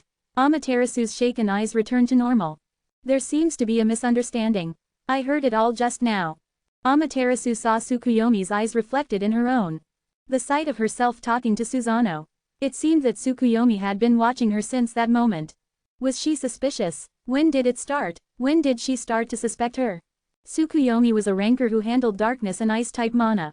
Unlike herself, she was well versed in stealth abilities, and she was good at hiding her presence during battle. She had suspected her and had been watching her all along. Whether she was really involved in Susanoo's death. Tell me, crack, Crunch. The force crushing her back grew stronger, and the wounds opened wider as her ribs broke. Arg! Amaterasu screamed in pain from her chest. Tears fell from Tsukuyomi's eyes. She knew everything, but she couldn't find peace of mind watching Amaterasu die under her feet. Tell me, why did you do it? Heh, heh. Amaterasu spat blood on the floor and laughed. She could see Yuan walking behind Tsukuyomi. And behind Yuan, Susanoo was walking with a fainter form than before. Even if I die again, that guy will revive me. He wasn't dead. The dead could not die again. Susanoo's form was faint because Yuan's mana had run out that much, not because he was badly injured or anything. Thud. Susanoo walked over. Tsukuyomi and Susanoo. And even Amaterasu. All three of the three noble children have gathered. Susanoo stepped forward. It's time to finish this. It was a tragedy. They were no longer friends, nor were they lovers. They were not enemies, nor were they allies. One was dead, and another was about to die. Only Tsukuyomi remained. Don't worry. Death isn't as bad as you think. Swish. Susanoo, who had been resurrected by Yuan after being destroyed by Amaterasu, once again pulled out the sword of Tatsuka. Of course, you won't be going to a good place. The tip of the sword was pointed at Amaterasu's neck. Then, I haven't heard your answer. Why did you do it? Tsukuyomi blocked Susanoo's path. Soon, her gaze turned back to Amaterasu. Tell me, why did you do it? Why? Amaterasu looked up at Susanoo. A face mixed with resentment, jealousy, and countless emotions. It was a face that even Susanoo and Tsukuyomi, who had been with Amaterasu for thousands of years, had never seen before. I never had any friends from the beginning. Susanoo and Tsukuyomi. Neither of them were friends to Amaterasu. For me, one was a woman. A mouth full of blood. Thud. Amaterasu gritted her teeth in it and glared at Susanoo. The other was a rival. Dash dot. So I had no friends. That's why. A yawn was heard from the side. Susanoo and Amaterasu's gazes turned to Yuan. Yuan shrugged his shoulders and waved his hand at their gazes. Don't mind me and finish it. I'm not interested. It wasn't just something he said. He really wasn't interested. It's a cliché and annoying story. The story of Amaterasu liking Tsukuyomi was well known even in the future. After collecting all three artifacts, the first thing he did was to start courting Tsukuyomi. That was why Yuan was able to guess why Amaterasu betrayed Susanoo after learning about the relationship between Tsukuyomi and Susanoo. When blinded by love, people tend to become foolish. Sometimes it can be charming, but this time, it was definitely the opposite. Anyway, Yuan's gaze turned to Tsukuyomi with a complex face. It's a catastrophe, but it's over. I see. Susanoo, who had finished his story, stepped forward, pushing Tsukuyomi aside. Tsukuyomi no longer stopped Susanoo. Magical power gathered on the sword of Tatsuka. It was a cheap and shabby sword that didn't live up to the name of Susanoo.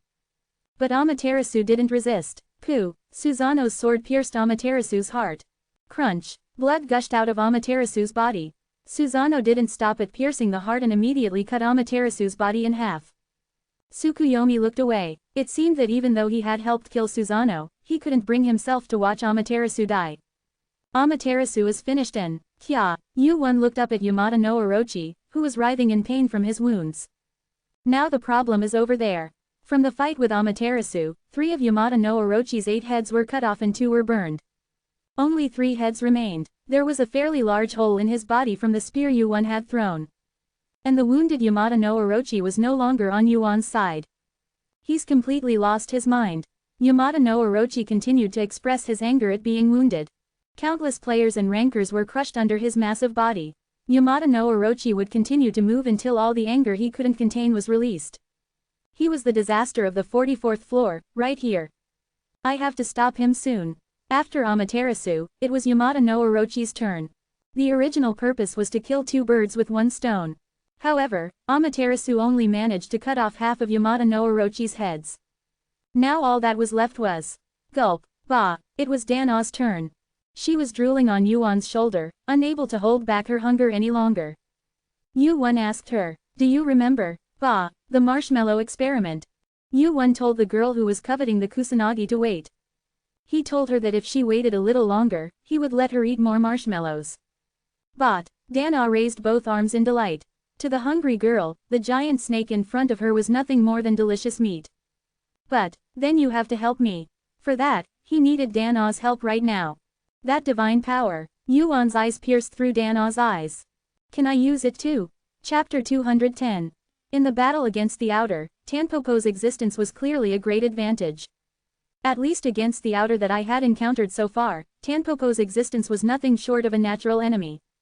But what about other times? How to use divine power? The value of a single stat is enormous. The value of a stat that exceeds 100 is beyond words. Tanpopo's current divine power stat is similar to my magic power. If I could borrow the power of such a stat, my overall power would increase significantly. However, I don't know how. No matter how much I thought about it, I couldn't figure out how to use divine power. But at some point, I started to think like that. Why am I worrying about this? Divine power was a power that Tanpopo possessed, not me. Even if it was just an ordinary divine beast, it would know how to help its master of its own volition.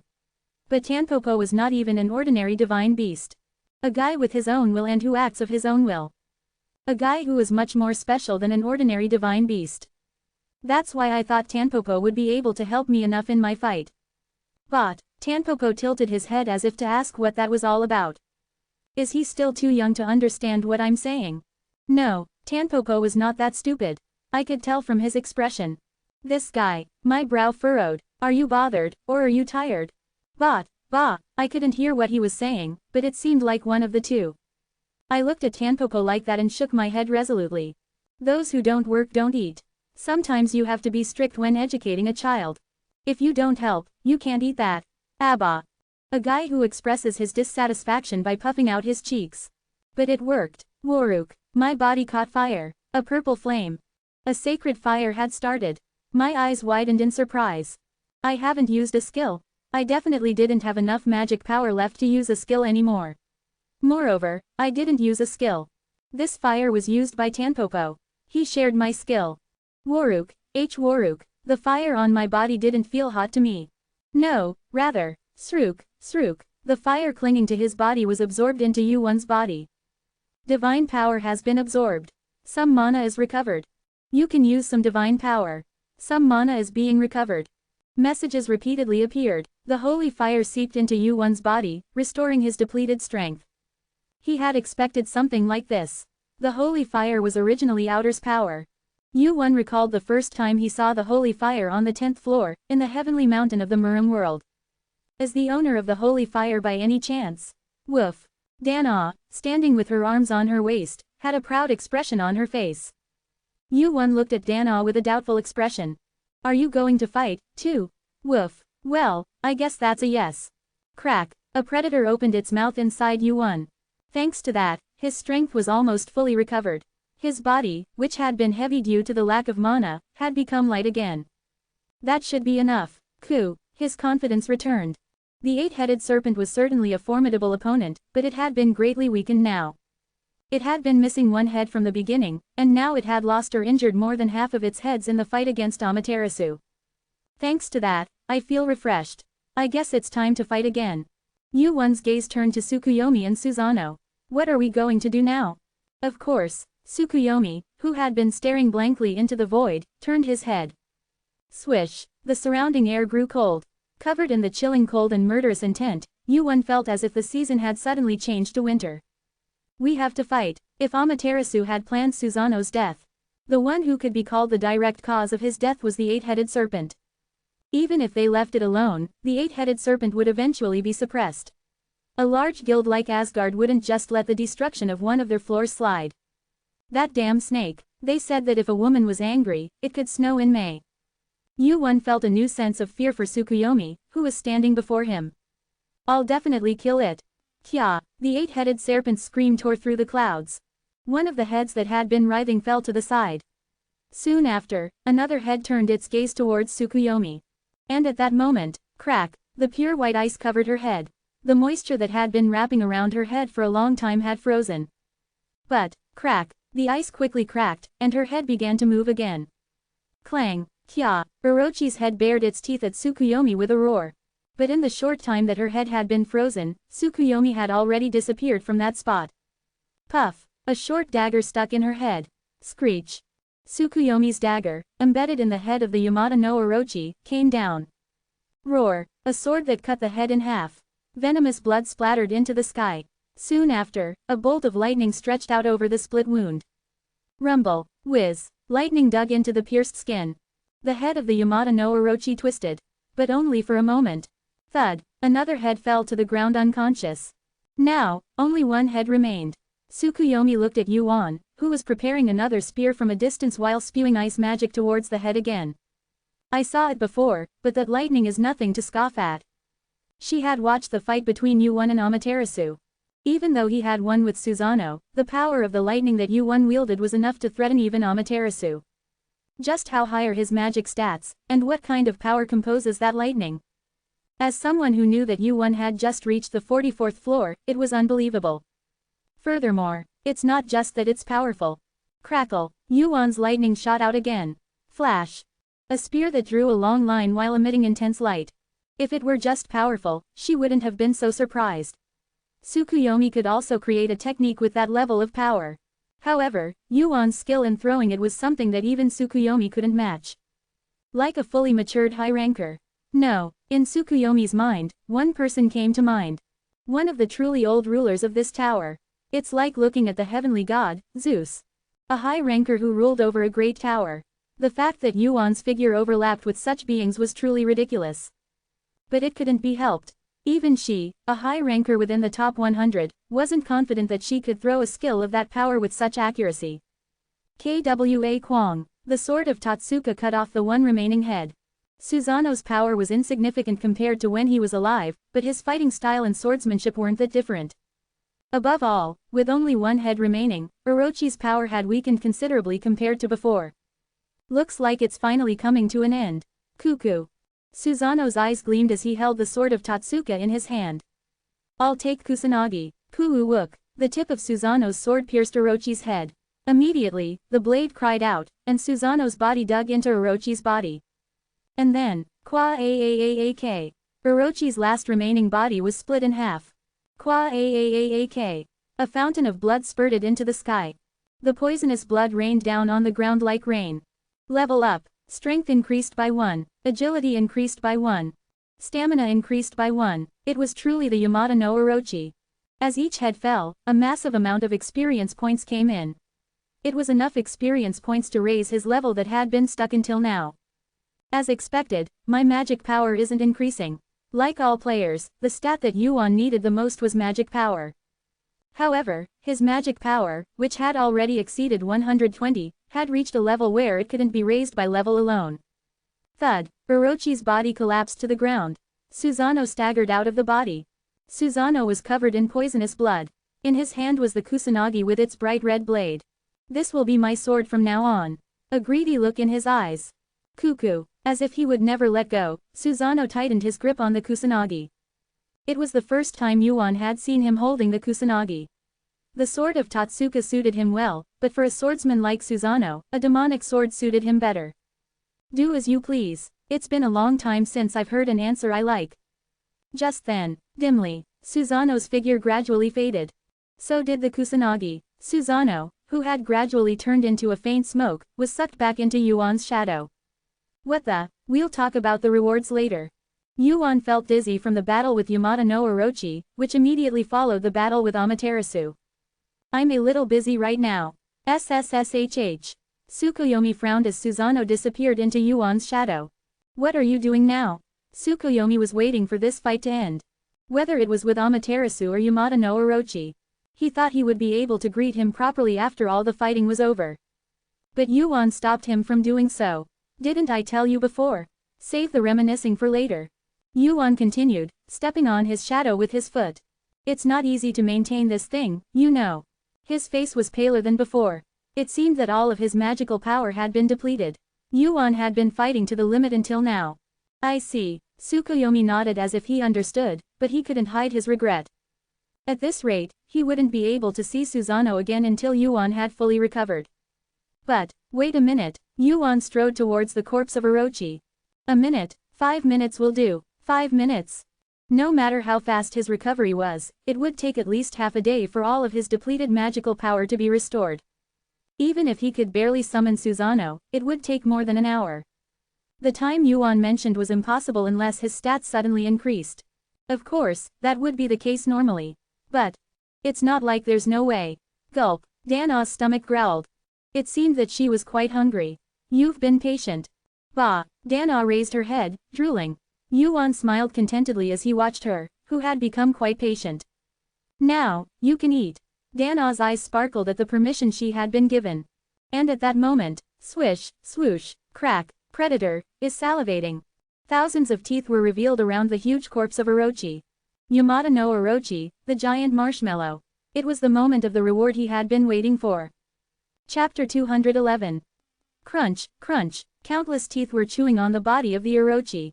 Tsukuyomi, who was watching this scene, felt an indescribable creepiness. I don't feel any special magic power. If it was just a threatening appearance, she could tell that much. However, she didn't feel any magic power. But why is it so creepy? It was a strange feeling. Something other than magic power. She felt something different and alien. Instinctive fear. That was the true nature of the strange feeling that made her shudder as she watched it. Probably, even the highest-ranked players would tremble just by facing it. Ordinary players might freeze on the spot and be unable to move, or they might lose their minds. Why didn't they use that in battle? What would happen if those teeth were directed at her? She couldn't picture it in her head. She had never thought about fighting something like that. Tsukuyomi's gaze shifted to Yuan. Unlike her, he didn't seem to be that flustered. It seemed that Yuan was the one who had summoned it after all. Crunch, crunch. The sight of the predator devouring the Orochi's body was similar to what she had seen in the Colosseum on the first floor. No, it's gotten a lot bigger. The size of the teeth covering the Orochi's body was much larger than what she had seen before. The more the Orochi's body was devoured, the more Yuan felt his magic power recovering. Predator devours the first heart of the Yamada no Orochi. Predator devours the sixth heart of the Yamada no Orochi. Predator devours the predator swallowed the hearts in the Orochi's head without discrimination. The hearts that Yuan had initially sought after were the same. Of course, he didn't have any major complaints. If it eats instead of me, that's fine with me. Yuan's eating habits weren't that unusual. Eating hearts as a ghoul wasn't something he particularly enjoyed either. If the predator ate it instead and transferred the power to him, there was nothing wrong with that. Crunch. The meal was almost finished. And soon. Dana's level has risen. Dana's level has risen. Dana's divine power has increased by 7. Growth rate has increased by 10.11%. Magic power has increased by 4.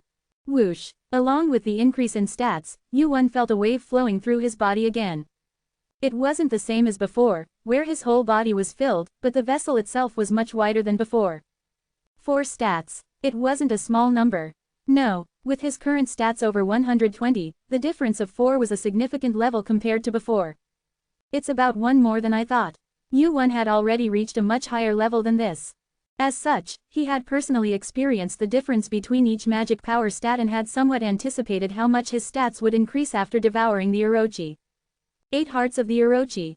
After eating both the hearts and the torso, his magic power increased by 4. With this, his bidder on the 44th floor was worth it. I got the Samson GI as well. The Samson GI was something he had acquired as bait to clear the 44th floor. However, the performance of the Samson GI itself was outstanding, ranking among the top 100 items in the tower. If he had it, there would be a time when he would need it. Is it over now? Yuan turned his head at the voice coming from behind. Behind him, Tsukuyomi was on guard, looking at the Orochi's body that had disappeared. It's over. I want to ask what that was, but I don't think you'll answer me. No. The way Yuan and Tsukuyomi were looking at Dana, who was on Yuan's shoulder, was getting complicated. You don't know either. Of course. Dana patted her swollen belly on Yuan's shoulder and yawned. She was right, he didn't know everything about Dana either. He had a vague idea, but she was still wrapped up like an onion with many layers. Well, that's not important right now, is it? Tsukuyomi nodded at Yuan's words. She was right, there were all sorts of unusual players in this tower. All the high rankers who had achieved the top rankings in the tower had something unusual about them. This was the same, that's why Tsukuyomi was certain. That guy will make it to the top. The high rankers in the top 10, who each claimed to be kings. She imagined Yuan standing among them, with one being as powerful as a huge guild, like Zeus of Olympus or Odin of Asgard. And that image didn't seem so strange. You and I, we both have someone to meet. Yes, someone to meet. Tsukuyomi made a puzzled expression. You and I, Putting herself aside, who was Yu-won supposed to meet? Swish. Yu-won's eyes turned red. His fire eyes had been activated again as his magic returned after finishing his meal. I wonder how long you've been watching. Fire eyes resonates. A familiar feeling, a face above the clouds, seen through his fire eyes. Why don't you come down here? Sun Ogong appeared in Yu-won's sight. Yu-won summoned Susanoo again so that he could spend time alone with Tsukuyomi. And on the other side, are you Kim Yu-won? Yu-won and Sun Ogong were facing each other. He didn't recognize Yu-won. He wasn't the clone he had met the other day. In the middle of the ruined city, Yu-won, who was facing Sun Ogong, asked as he sat on the rubble of a collapsed building. Which number are you? Third. That's pretty high up. The higher the number of Sun Ogong's clones, the stronger they were. Number 3 was a very high number. Of course, even so, the clone was still a clone, so it was still far behind the main body. Where did that guy go? The first time Yu-won asked him to gather his clones, it was the 12th clone. He didn't know exactly how many clones there were, but Yu-won had asked him to gather as many clones as he could. And now, the 3rd clone had appeared before Yu-won. He's busy. He's gathering the other clones. He had asked him to do it, but he hadn't expected much. Sun Ogong's clones weren't very smart. He thought it would be enough to gather a few. He's doing well. It seemed that he was too busy to come and see him in person. Yu-won thought that gathering about 10 clones would be enough. But, I've gathered a lot. I've got all of them except for 3. All of them. It was more than he had expected. If he had all but 3, it would be more than 10. That many clones would definitely be a considerable force. Clones are a little different from the main body. If the one he had asked had been the main body, the result would have been different. Gathering the clones scattered throughout the tower was that difficult. Thanks to that, they seemed to have noticed in the heavenly realm too. We don't have much time. From those words, Yu-won could tell why the 3rd clone had come to find him.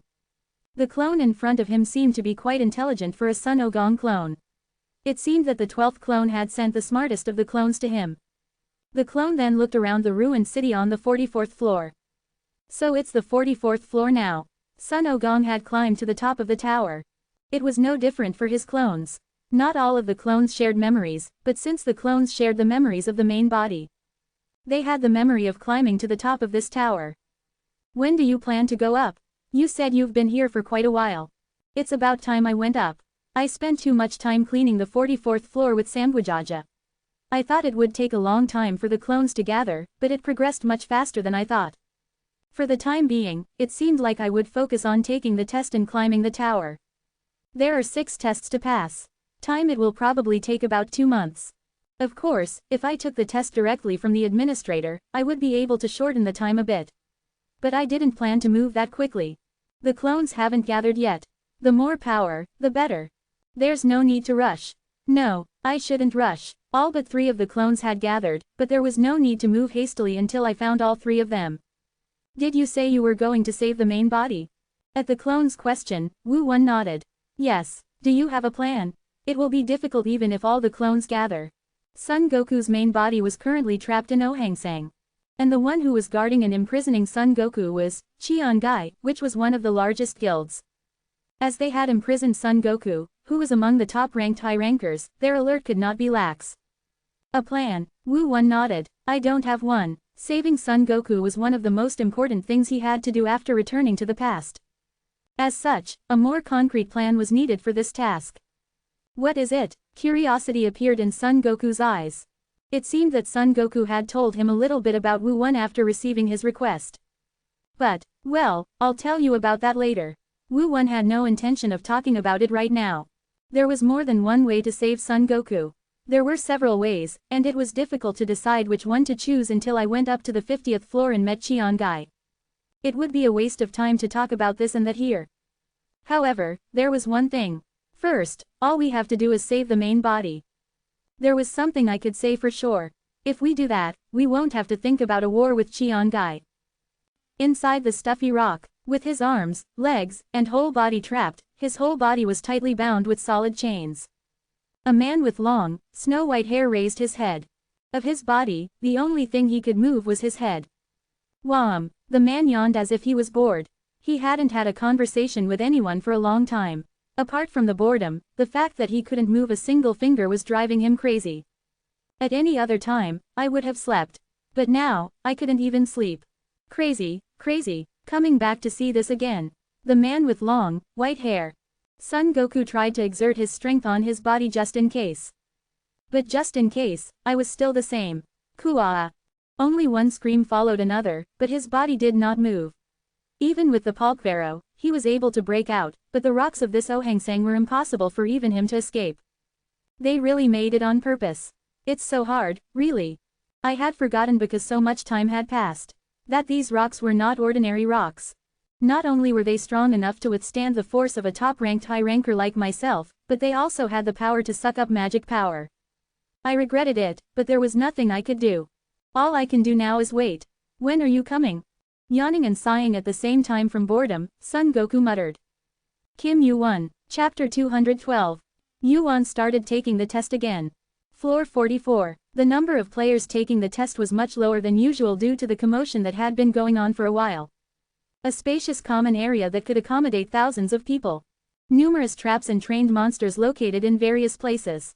And about 10 participants. The test supervisor, Ranker Polaris, who was standing in front of them, sighed deeply. It used to be bustling. This is, Polaris was a ranker registered in the upper ranks since he had stayed on the dangerous 44th floor for a long time. I am aware of the commotion that has been going on for a while. So I know that the number of people is too small to take the test as originally planned. Polaris opened his mouth after some deliberation. So, I'm going to change the rules a little. Originally, it was a test that about 100 people would take. They had to form teams and compete with each other. However, the area around the test site had been ominous lately, and the number had eventually been reduced to 10. This test is an individual competition. I know that some of you may have come here expecting a team competition, but this is something that can't be helped, so please understand. Swoosh. Polaris turned his head and looked around the test site. Each of you should try your best to get through this. Each of us. This. The test site stirred. The traps that were spread out before their eyes. The monsters in front of them, filled with all sorts of poison, and the test site where countless arrows would pour down if they took even one wrong step, they were told to get through this individually. The difficulty level was too high. It was a test that was originally intended to be completed by 10 people working together as a team. Are you kidding me? If the number of people doesn't match, you should adjust the difficulty of the test accordingly. That's right. This is unfair. What kind of test supervisor?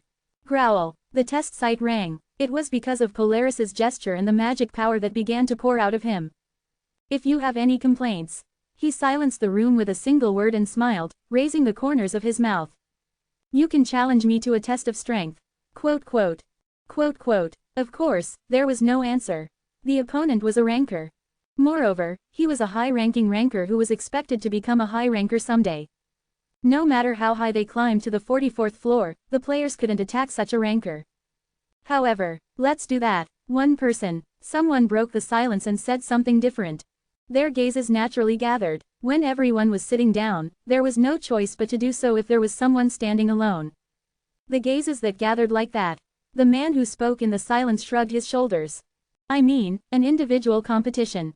An individual competition? Are you saying that you're going to take this test alone right now? Wait, don't tell me. Yuan's actions on the 44th floor had definitely drawn attention, although his face wasn't well known on the upper floors. That was why even the famous three ghosts were looking for Yuan. Why is that guy here? Why, he came to take the test. Yuan, who had answered the absurd question, walked toward the test supervisor, Polaris. Aren't you going to start the test? Let's hurry up and finish this. Don't waste time being tired. Quote quote. Polaris's gaze at Yuan wasn't very good. Rumors about Yuan had spread so much that even the lowest level rankers had heard of them by now. It was already rumored that he had the strength of a ranker, not to mention a high-ranking ranker. If so, he would be able to pass this test easily even if it was an individual competition. However, half of the reason why this test had become like this was Yuan's responsibility. You can go up alone. Participant Kim Yuan. Well, if you say that this is because of me, it's not wrong, and I don't have anything to say about it. Yuan took a big step toward the inside of the test site. I usually don't like to make exceptions, but I guess I'll have to make one today. An exception? The exam is about to start, isn't it? I'm a busy person. Polaris shook his head at Yuan's words, who had approached the trap. In any case, he was the test supervisor. If there was a player who wanted to participate in the test, he had to let them. Then let's get started. Polaris gave the signal. Gulping, Yu-won stepped into the test site. And then, that moment. Starting the 44th floor test. Break through the trap. The content of the test was simple. Arrows and spears flew in every time he took a step. The ground was collapsing, poison was spreading everywhere, and monsters were targeting him. The test started from the moment he walked forward. However, I don't need to walk. Snap, magical power gathered at the tip of Yu-won's hand. Bright yellow electricity, there was no need to borrow the power of Tartarus. The magical power of the lightning attribute began to gather slowly. Polaris, eyes narrowed at the flow of magical power. Something was strange. No way, that slave butt. Crackle, crackle, Polaris turned his body after confirming that the power of the electricity was gradually increasing. This crazy bastard. Bang, Polaris, body headed towards the 9 other participants. The moment he gestured, a blue curtain covered the players. Flash, a bright yellow light burst out, filling the test site. Clang, a sound that filled the test site. Polaris felt 2 kinds of frustration as he protected the other players. The first was the thought that he had overdone it. There won't be any damage here. While he was exerting his magical power over the entire test site, not even a little bit of electricity leaked out to where the players were. How delicate must his control be for this to be possible? The next frustration was because of the sight of his workplace crumbling. My workplace. Clang, clang, the traps were collapsing. The monsters were burning to death from the electricity. All of this was the process of the test site he was in charge of changing. By Kim Yu-won's lightning. Rumble, rumble, the electricity gradually stopped, and the bright yellow light disappeared. The scenery that was revealed soon after. The test site is completely destroyed. The players who had been talking began to look at Polaris, who was next to them, in surprise. It was a test site for them, but a workplace for Polaris. Naturally, he couldn't like this situation. Crackle, crackle. Amidst the waves of electricity, Yu-won turned around and walked towards Polaris. The test site has become like this, so I don't think we can do the next test. Yu-won, who had turned the test site into a mess, spoke to Polaris, who looked like he had lost everything. Let's just pass everyone, it's empty ahead anyway. Most of the tests were like this. Normal tests weren't that difficult for Yu-won. The occasional team tests were annoying, but that didn't make much of a difference either. And while that was happening, why do they keep increasing? The number of Sun Ogongs visiting Yu-won's room also gradually increased. A large room of about 20 pyong. It was too spacious for one person to use, but Yu-won always preferred the largest room. But there came a day when he thought that was fortunate. There were already 5 Sun Ogongs visiting Yu-won's room. Why? Because I'm curious. That's right, because I'm curious. Yeah, because I'm curious. Stop echoing me. Yu-won, who had just woken up from sleep, scratched his head irritably. Thanks to them, he had woken up from his sleep and couldn't fall back into a deep sleep. Pour. Yu-won poured water and handed a glass to each of the clones. What are you so curious about? You. Only one of you answer, just one. Yu-won, who spoke irritably, took back the glass of water he had handed over and drank it. Even though it was just cold water, his stuffy insides felt a little better. He looked out the window and saw a beautiful world with lush, blue trees. The 49th floor. He thought to himself that he had climbed quite a bit. Even within this tall tower, the 49th floor was considered to be quite high up. No one would be able to call him a low-ranking player now. The place where Sun Ogong was located was the 50th floor. It was the floor where the heavenly realm's influence was the strongest and where their roots were. If you're curious about me, didn't you already hear most of it from the 12th one? At Yu-won's question, the Sun Ogongs looked at each other. It seemed that they were deciding who would answer since they had been told that only one of them could respond. Despite being blindfolded, they were able to communicate with each other to some extent just by looking at each other. That was why. We heard about it, but we didn't hear everything. Other than the fact that you came from the future, we don't know anything. They decided to continue speaking for each other. He found it strange. How was this possible? Even though they were clones, they were all still Sun Ogong in the end. Are you coming here one by one because you want to hear that answer? Then, can't we? Their words weren't exactly the same, but this was giving him a headache. Fortunately, there was no problem with communication. Yu-won shook his head at the dizzying sensation and waved his hand. I'll tell you later, so go now. The test is almost over. Later. When? Tomorrow. Soon. When? Yu-won pressed his forehead. He had forgotten. Sun Ogong was more curious than anyone else he knew, and once his curiosity was piqued, he would never let it go. Tomorrow. The day after tomorrow. No, even if it was just for today, he would relentlessly chase after him. If I go outside like this, a few of them might follow him. That can't happen. His relationship with Sun Ogong's clones was still a secret. If word got out that Sun Ogong's clones were all gathered in one place, there was no telling what kind of chaos would ensue in the heavenly realm, and he could become a target as well. The heavenly realm was different from the three demon kings.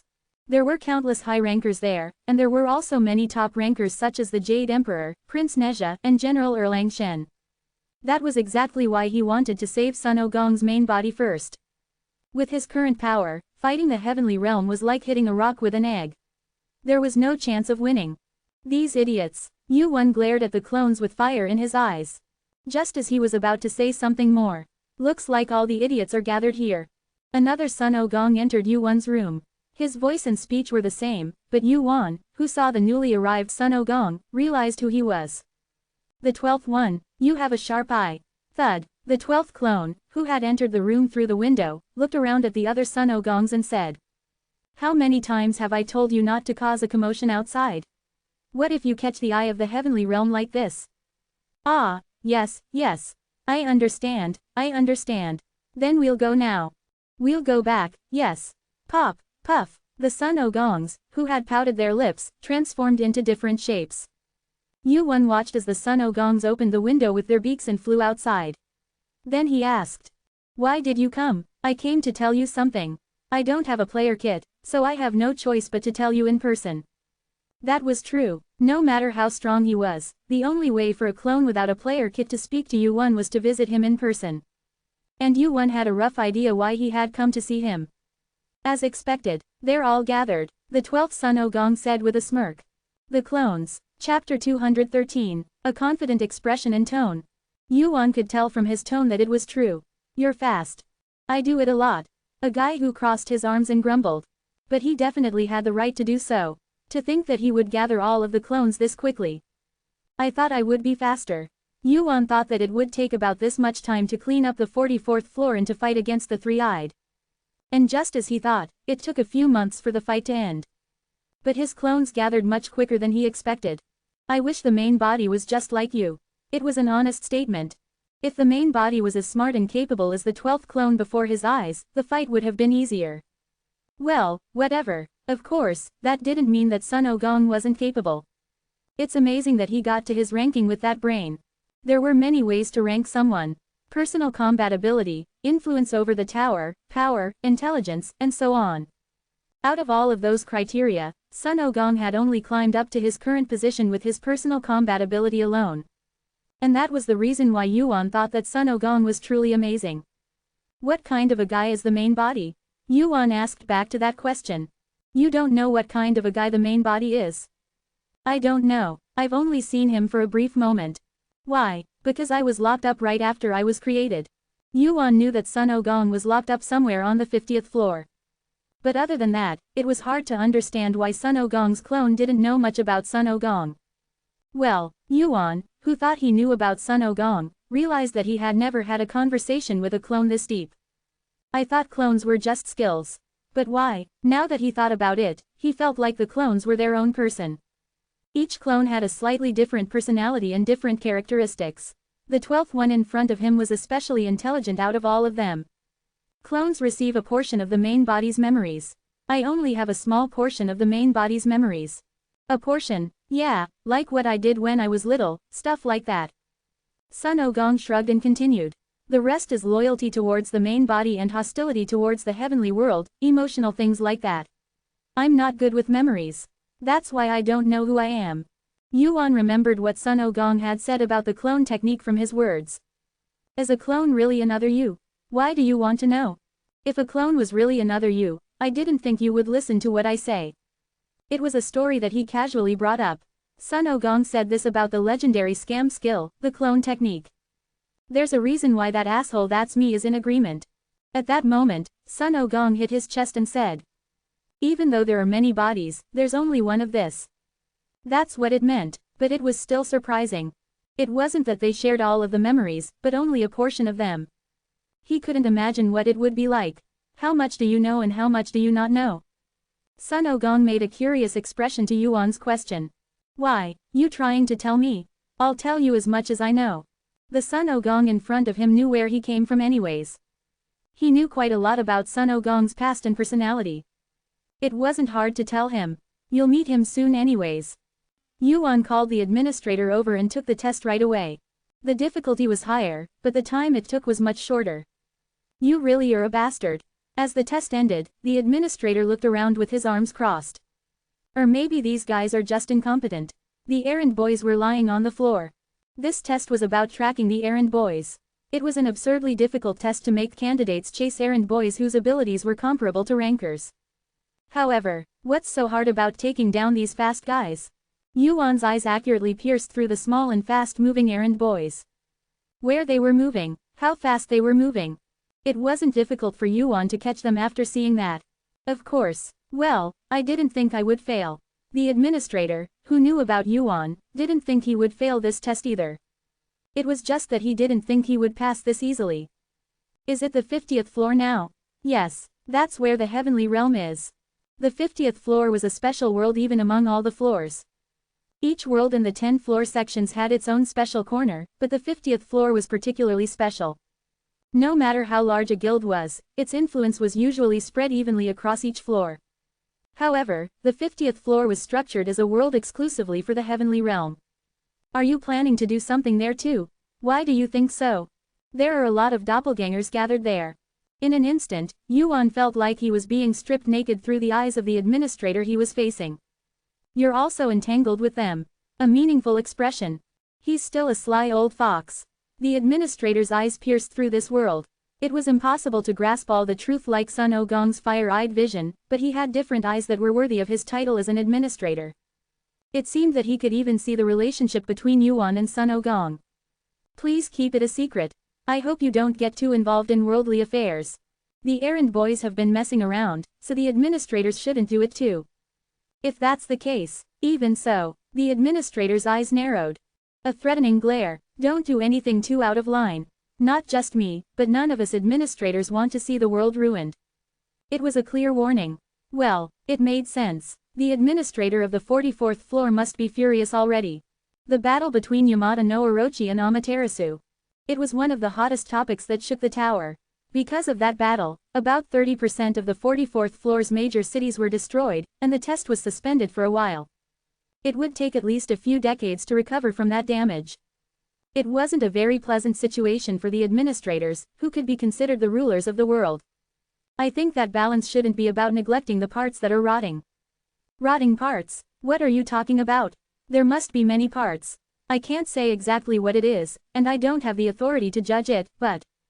Yuan shook his head. He couldn't just leave things as they were with the same mindset he had now. Especially, that was even more so for the 50th floor. Please understand the reasonable commotion that will happen depending on the situation. If it's reasonable, of course. If it's not reasonable, I'll gladly accept the punishment. Was it because Yuan was acting too confidently, contrary to his expectations? The embarrassed administrator avoided Yuan's gaze and said, well, what punishment can you receive when you're not even a ranker? The administrator coughed lightly and looked at Yuan again. But the guys up there are really stingy. If it's just a fight over simple interests, you should be careful. I'll keep that in mind. The administrator clicked his tongue at Yuan's greeting and waved his hand. Go up quickly. I don't know what else you're going to do there, but work hard. Unexpected words. At Yuan's surprised gaze, the administrator curled his lips up. Our opinions are divided, but I'm on your side. You have passed the 49th floor test. You have acquired 100,000 points. Kriak. A bright light enveloped Yuan's face. As cool as the light, the air entered his nostrils.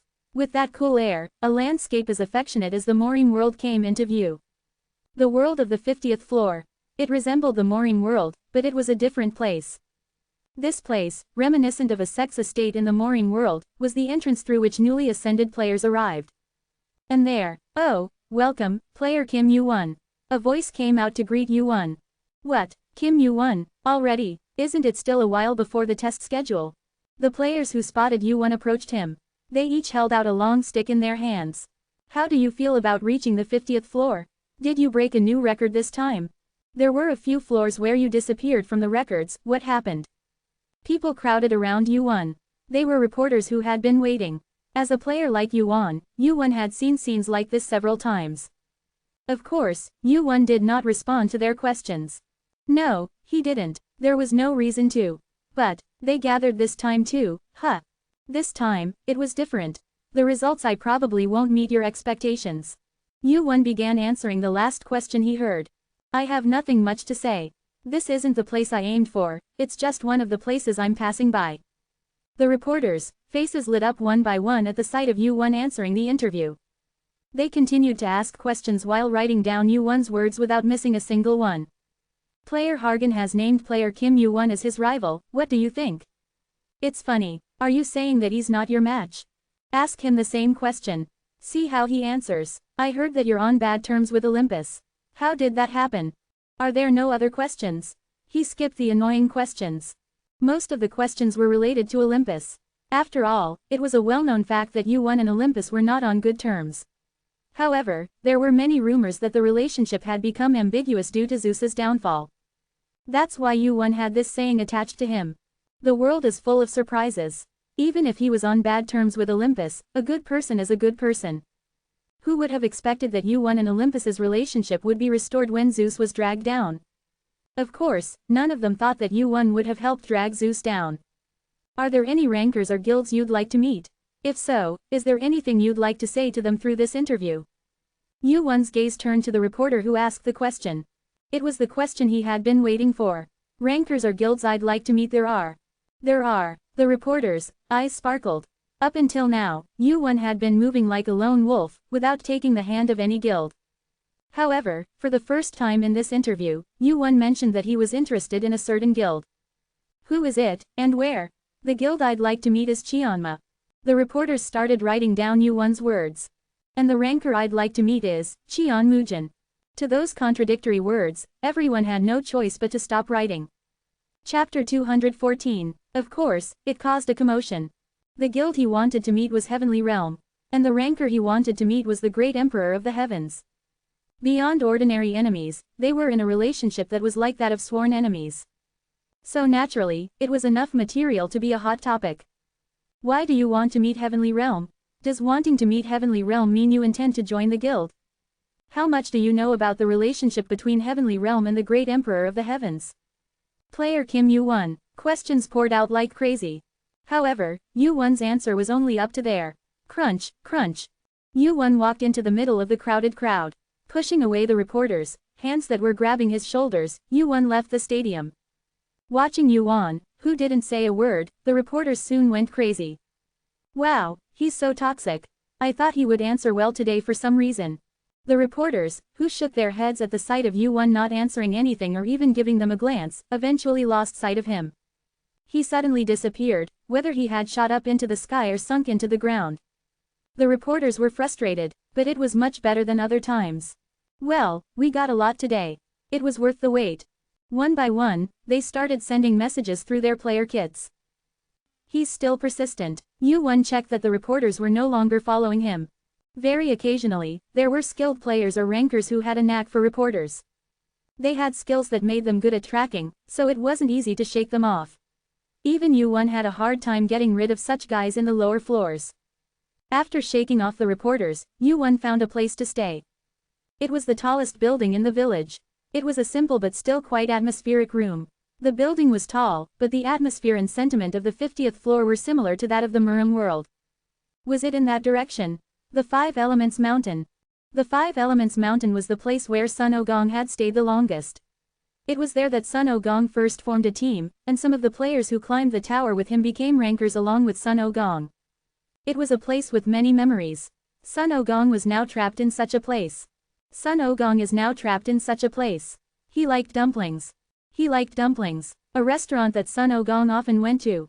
Yuan headed there. Titang. As he opened the door to the restaurant, a bell hanging on the door rang. The restaurant was quiet. It was definitely a famous restaurant, so it was always full of customers. Quote? Yuan walked inside with a puzzled face. The restaurant had a total of 3 floors. Talk, talk, talk. There was the sound of knives cutting, as if someone was cutting vegetables, coming from the kitchen. And inside the empty restaurant, JJRLRL. A single customer was sitting down, drinking dumplings and alcohol. This is a good restaurant. The dumplings are delicious. They know how to make otherworldly food pretty well too. Gulped. Green hair that reached down to his shoulders. It was a pretty, soft-spoken voice. Fortunately, it wasn't difficult to tell whether he was a man or a woman.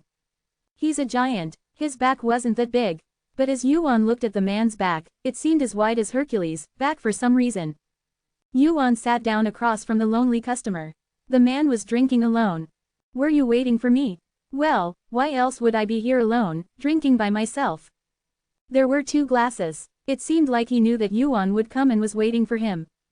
JJRLRL. The man who was waiting for Yuan poured Yuan a drink as well. It was a clear and transparent liquor like water. However, it was strong enough for even rankers to drink. He enjoyed drinking alone, just as he said. What's your relationship with the heavenly world? Gulped. A handsome man with green hair. Next to the table, a heavenly general with a long sword hanging by his side.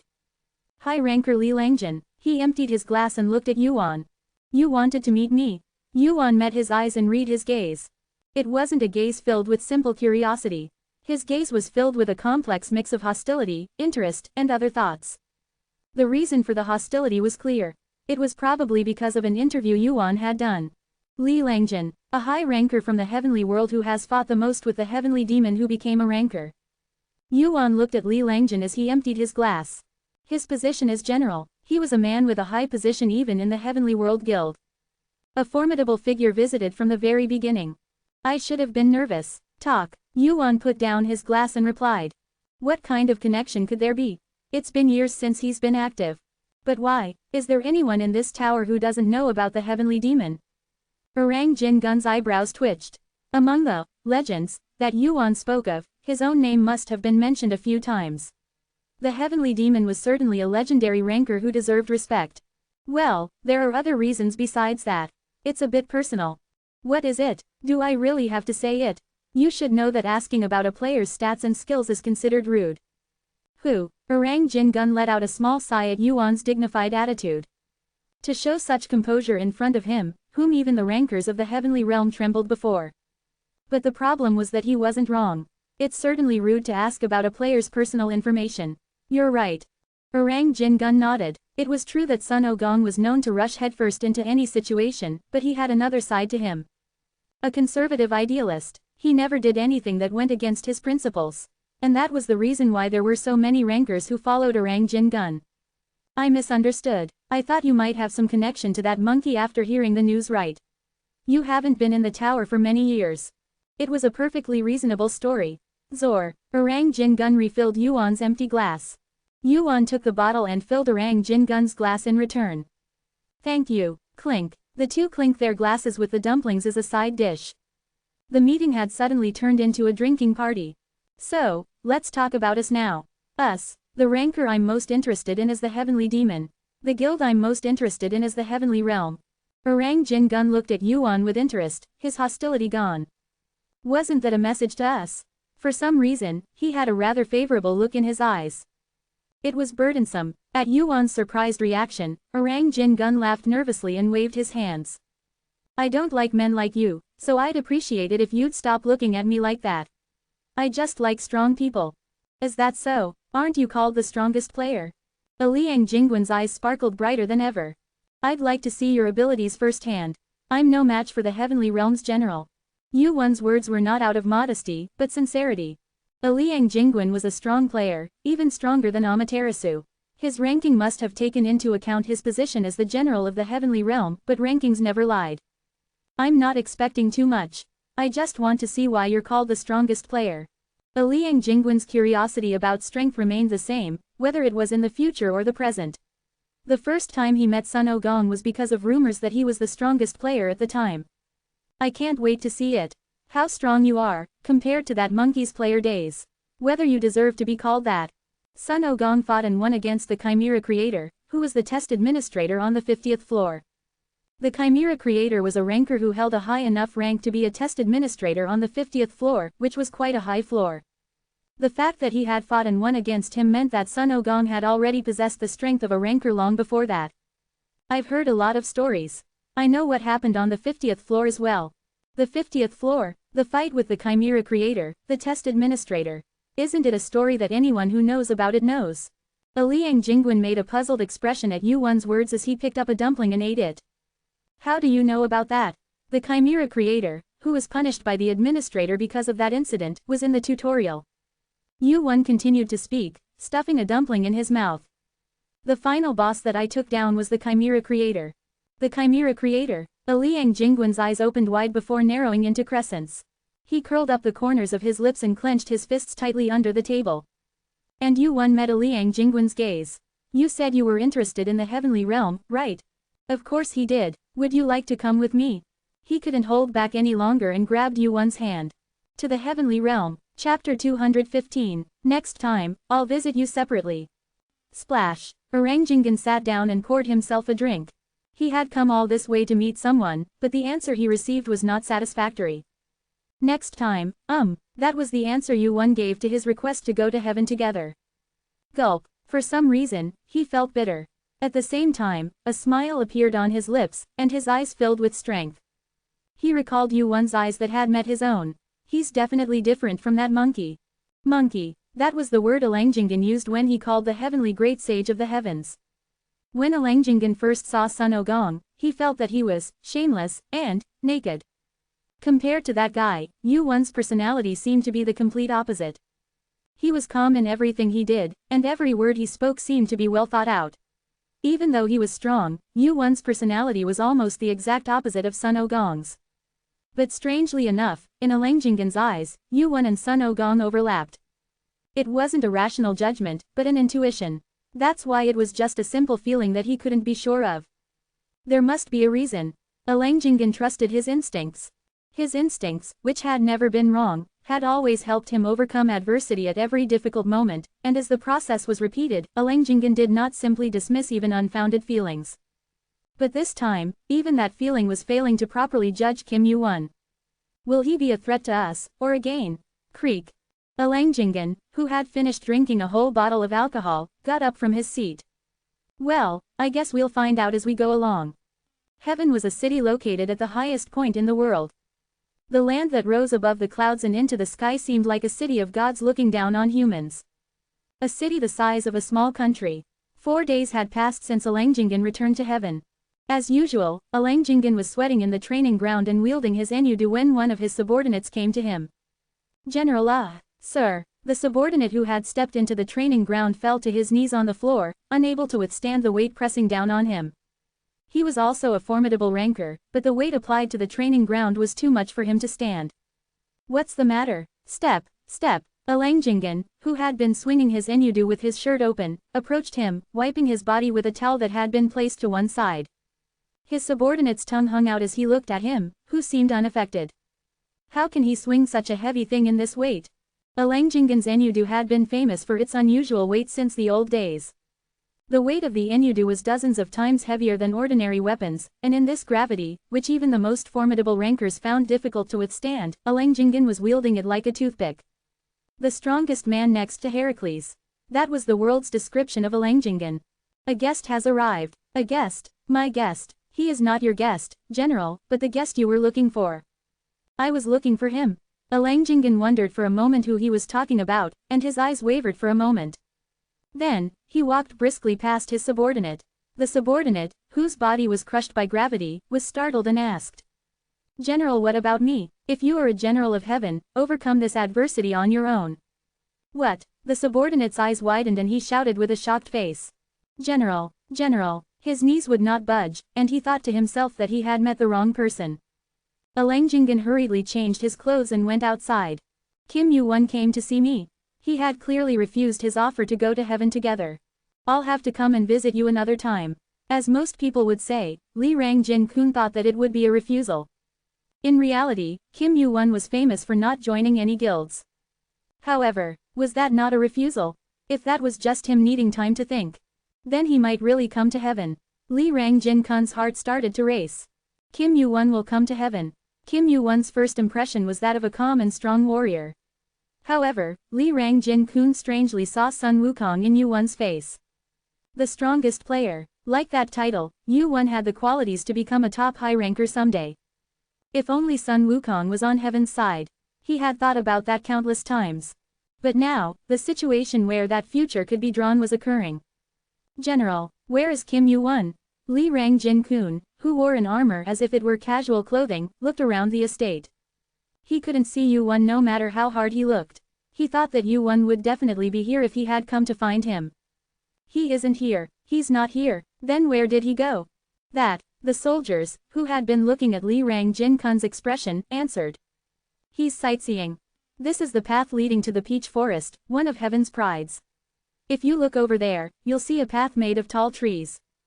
Ah, yes. Yuan turned his head while listening to the guide who had attached himself to him with only one ear. It was an incredibly boring explanation. He had said that he would guide him, but the guide had been taking him around heaven sightseeing. He had asked for this, but Yuan hadn't come here to sightsee heaven in the first place. Furthermore, most of the explanations were stories that he already knew. The peach forest was one of heaven's treasures, but that was in the past. Sun Wukong ate everything in the peach forest. What's there to be proud of? The peach forest. 1,000 years, 2,000 years, 3,000 years. Even over 10,000 years, the orchard where the immortal medicine, the peaches of immortality, grew. The peaches of immortality became more valuable the longer they stored up magic energy. Peaches that were over 3,000 years old were worth more than the Great Return Pill, and peaches that had ripened for 10,000 years were known to be one of the best immortal medicines in the tower. However, Sun Wukong had eaten all of those peaches of immortality in the peach forest. Of course, the peaches of immortality that were currently growing in the peach forest were only the ones that had grown since then. Well, they're still pretty valuable. Yuan looked at the peach forest again. He already knew its location, but it wouldn't hurt to look at it again carefully. I'll have to come back here anyway. Yuan nodded at the guide's explanation and turned his body. Let's keep going. Ah, yes. The guide continued to guide Yuan. Heaven was so large that it couldn't be seen in a day. Even if he were to ride in a carriage pulled by a divine horse, it would take at least 3 days to look around. Where should we go next? The guide's eyes sparkled. A burdensome gaze. In the guide's eyes, Yuan looked like a sparkling jewel. If I succeed in recruiting Kim Yuan, I will be able to make a great contribution to heaven. If that happens, I'll be promoted 2 ranks at once. Kim Yuan was a promising rookie. His value was not much different from Qian Museong, who was considered the strongest player in his time, a long time ago. No, there were rumors that he had an even greater talent. Of course, many large guilds had their eyes on him, and that included not only the General of Heaven but also the Jade Emperor. Of course, many large guilds were paying attention to him, and the same went for the Great General of Heaven and even the Jade Emperor. If he could recruit Kim Yuan, it would be natural for him to be rewarded for his efforts. This is an opportunity to leave a deep impression on the higher-ups. I can do it. Just as the guide was making up his mind. Kiki. A carriage coming from the other side blocked the way. A carriage pulled by 10 horses. The pattern of the moon pavilion, painted with solid iron and beautiful gold. General, the guide, who spotted the pattern, hurriedly got out of the carriage. He bowed deeply to General Li, who had gotten off the carriage after him. Greetings to the general. No need for greetings. Creak. General Li, who had closed the carriage door, approached Yuan, who had gotten off the carriage with the guide. What's going on? It's nice to see you again. Weren't you not interested? Of course I'm interested. It's the heavenly realm, of all places. Yuan had already expressed his interest in the heavenly realm before meeting General Li. In fact, General Li had come to find Yuan after hearing that news. He needed time to think. That was exactly what he meant when he declined the offer to go to the heavenly realm with him, and after that time to think, Yuan came to the heavenly realm. Have you made up your mind? Yuan shook his head. Not yet. You need time to reconsider, is that it? If you don't want to beat around the bush, then yes. He still didn't want to be straightforward. A chuckle escaped General Li's lips. I see. Well, you deserve to. If he was the future Sun Wukong, then he was the one who would take the next seat of the great general. He was qualified enough. Kim Yuan was a talent that even the heavenly realm would have to welcome. Are you the guide? Yes. Thank you for your hard work until now. I'll be the one guiding him from now on. Yes, you're doing it yourself, General. Is that a problem? No, it's not a problem, but such a lowly task. It doesn't matter. It's something I want to do. General Li gestured to the larger carriage he had come in. Get on. I'll introduce you to every nook and cranny of the heavenly realm. This was a development that even Yuan had not expected. He knew that the heavenly realm would be interested in him, but he never thought that General Li himself would personally show him around the heavenly realm. The general himself is guiding me. Yuan thought as he followed General Li. It can't be bad. No, it was rather better. If I'm with General Li, I'll be able to go deeper into the heavenly realm. Before saving Sun Wukong, Yuan needed to go deep into the heavenly realm. A way to enter the heavenly realm without becoming a member of the heavenly realm. Other players might not be able to do it, but it was possible for Yuan. Because fame was a great weapon to have at times like this. The 5-element mountain where I was imprisoned was covered in sorcery. Sorcery. It wasn't something that could be simply broken by having great strength. He would need to have great strength, but what he needed to save Sun Wukong was an understanding of sorcery as well. That was why Yuan had come to the heavenly realm. And when it comes to that field, there is one person who knows it best. The image of the guy who had confidently crossed his arms came to mind. Yuan didn't know much about him. However, he could tell by the way Sun Wukong spoke so highly of him. So save that guy first. It'll be much easier that way.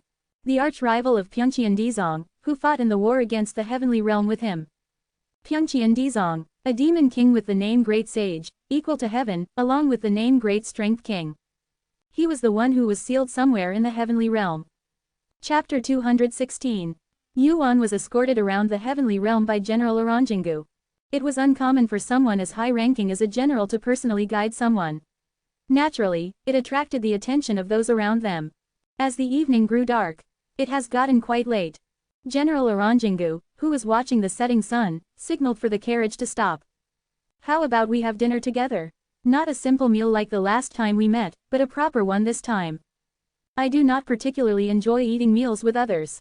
Yuan declined, waving his hand. At this, General Oranjingu's subordinate, who was driving the carriage, turned his head and glared at Yuan. How dare you be so impudent?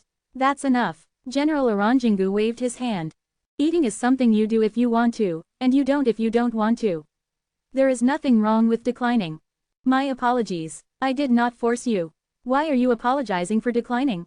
General Oranjingu, who seemed to be trying to ease the tense atmosphere with an exaggerated laugh, continued speaking. Then, when you feel like it, let's have a drink together next time. Whether you enter the heavenly realm or not. I understand. Have you decided on your lodgings? Yes. The guide initially made arrangements for me. Where is it? The path is not difficult, so I will find it myself. I will also look around on my own. Is that so? General Oranjingu nodded. Then, I understand. I will see you again tomorrow. General. Yes. General Oranjingu turned his head. Yuan's head became complicated as he looked at him. Yuan had unexpectedly been able to spend a day with him. General Oranjingu, he's a madman. The one who talked the most when discussing the heavenly realm was, of course, Son Goku. Son Goku spoke the most when talking about General Oranjingu in particular. That guy is even crazier than that kid when it comes to fighting. Are you kidding me? Why do I keep falling over? I'm not as muscular as that guy, but fighting him was just. Did you say muscular? Son Goku and Heracles, who often growled at each other. From what he had heard, General Oranjingu's fighting style seemed to be similar to Heracles. And once he has a target, he never lets go. Do you know how many years that guy chased me? Is he just persistent? Son Goku pondered Yuan's question for a moment before answering. I think he's more of a perfectionist than persistent. A perfectionist. He does everything perfectly. The fact that he doesn't miss the enemies he wants to catch also stems from that personality. Son Goku recalled his fight with General Oranjingu and shook his head with a fed-up expression. He's an enemy, but he's a guy the first can't help but get tired of. The conversation was short, but Son Goku's evaluation of General Oranjingu was not so bad. For someone who always ignored others and acted like he was the best, it was generous of him to give such an evaluation. Furthermore, the evaluations of others who knew General Oranjingu were also not bad. He was a man of great loyalty. His impression was not bad. He is a hard worker. That's all I know. I should have fought him once. Putting aside Asura, who had been provoking him ever since General Oranjingu's story came up, the others judged General Oranjingu to be a steadfast warrior. He was a man as upright as bamboo. That was why he would break before he would ever be swayed by someone. Why did you call me? When Yuan did not speak for a moment, General Oranjingu asked with a puzzled expression. To which Yuan shook his head and said, I will definitely have a drink with you next time. Thud. Yuan got out of the carriage and turned to walk away. It's difficult. He had coincidentally met General Oranjingu quickly, and his impression of him was not bad either. However, he was still a general of the heavenly realm. Let's make our own judgments about General Oranjingu. Yes, we won't get an answer if we just talk among ourselves. The guy who will return should make his own judgments and deal with the situation accordingly. Dismissed. An ambiguous conclusion, and as the conclusion stated, Yuan returned to the past using the clockwork. That was why Yuan couldn't stop thinking whether to kill General Oranjingu or to take him with him. The contemplation didn't last long. I'll observe a little longer. In any case, with his current ability, he couldn't do anything about the Yilang general right now. Furthermore, he couldn't judge what kind of person he was in the current situation. Yuan put his thoughts about the Yilang general aside and looked around, having descended to the center of heaven. I've come deep. Yuan took out a hat from his inventory and put it on his head. Pyongchian Dizong, the sworn brother of Sun Ogong, who had the name King Vigorously. Not much was known about him. Other than fighting in the war against heaven with Sun Ogong, King Vigorously had not done anything significant. But even so, King Vigorously was a high ranker with a rank that could threaten heaven. The rankings didn't lie. There must be a reason for such a ranking. That guy would like it. After learning that Pyongchian Dizong was alive, Sun Ogong attacked heaven to find him, but was eventually caught. Later, after 1,000 years, Sun Ogong, who had finally broken the seal of Owangsan Mountain, moved to find Pyongchian Dizong again, but he was already in a state where he couldn't do anything. Yuan recalled the path he had been guided through today. The direction is. At the end of Yuan's gaze, who turned his head, an old and shabby building was visible. That way. Creak. A damp and musty smell tickled his nose. The man with a long scar running from his forehead to his right eye frowned. Jin Horik, the prison warden of heaven and a high ranker, muttered as he entered the prison. I can't get used to this place no matter how many times I come. It had been several years since he had been transferred from the position of heaven's general to prison warden. Although he had been demoted because he had committed a crime, he didn't like this personnel change very much. Tisk, who am I? To think I have to rot here for 10 years. Of course, 10 years wasn't that long for a ranker. Because rankers were guaranteed a life close to eternity, as long as a knife wasn't put to their necks. Furthermore, Jin Horik's crime was that he had brutally murdered dozens of his subordinates depending on his mood. Warden, have you arrived? The guards under Jin Horik bowed their heads and greeted him. It was much later than his original work hours, but no one scolded him for it. Give me a report. There are no abnormalities. Nothing special has happened. Yeah, of course not. What could happen in this boring and dull place? A dark and quiet place with only candles lit here and there. The prisoners were careful not to even breathe, afraid of the possible violence of the guards. If only the prisoners went crazy and ran wild, it would be fun. Jin Horik glanced at the prisoners locked in the iron bars. That's unlikely. He wanted to spend time playing with the prisoners, even if they were criminals. However, if he did that and got caught, the demotion could increase from 10 years to much more. Hey, you guys. Yes, show me some tricks. Yes. Tricks, something funny. Do it. Jin Horik sat on a chair and leaned back halfway, waving his hand as if to tell them to hurry up. The guards hesitated, not knowing what to do. They were also rankers like Jin Horik, but unlike them, who were ordinary rankers, Jin Horik was a high ranker with a different ranking. They didn't know if they could win even if they attacked with force, and they might even be executed immediately for high treason. Tisk, you useless bastards. Jin Horik clicked his tongue at the guards who were frozen at his command and waved his hand. It was the order of the beast. Get out of here quickly. Don't get in my way, and go down and clean up or something. Only then did the guards, whose faces had cleared up a bit, bow their waists and leave their seats. The surroundings became quiet again. It's strange, though. It had been 4 years since he became the warden of this place. It wasn't that long, but it was enough time to know how the prison worked. And during that time, Jin Horik continued to ponder the same question. What kind of prison is this that gathers such power? It was also strange that he, a high-ranking swordsman who had faced a high ranker, was the warden. However, this was clearly a demotion and a punishment, so it was understandable. However, not long ago, he had heard that his predecessor as warden was also a swordsman of similar rank. The warden is a high-ranking swordsman. The guards who manage the prison are all swordsmen, so this is a prison made up of swordsmen. Jin Harak's gaze turned to the prisoners locked up in the prison. It's definitely strange. In any case, the prisoners can't get out of the iron bars. Until now, there had never been a case where the guards had trouble controlling the prisoners. Just in case, he looked through the list of prisoners, but there were no major criminals. Then what? Why invest such power here? The question kept coming up. He was sitting there, spending his time with such useless thoughts.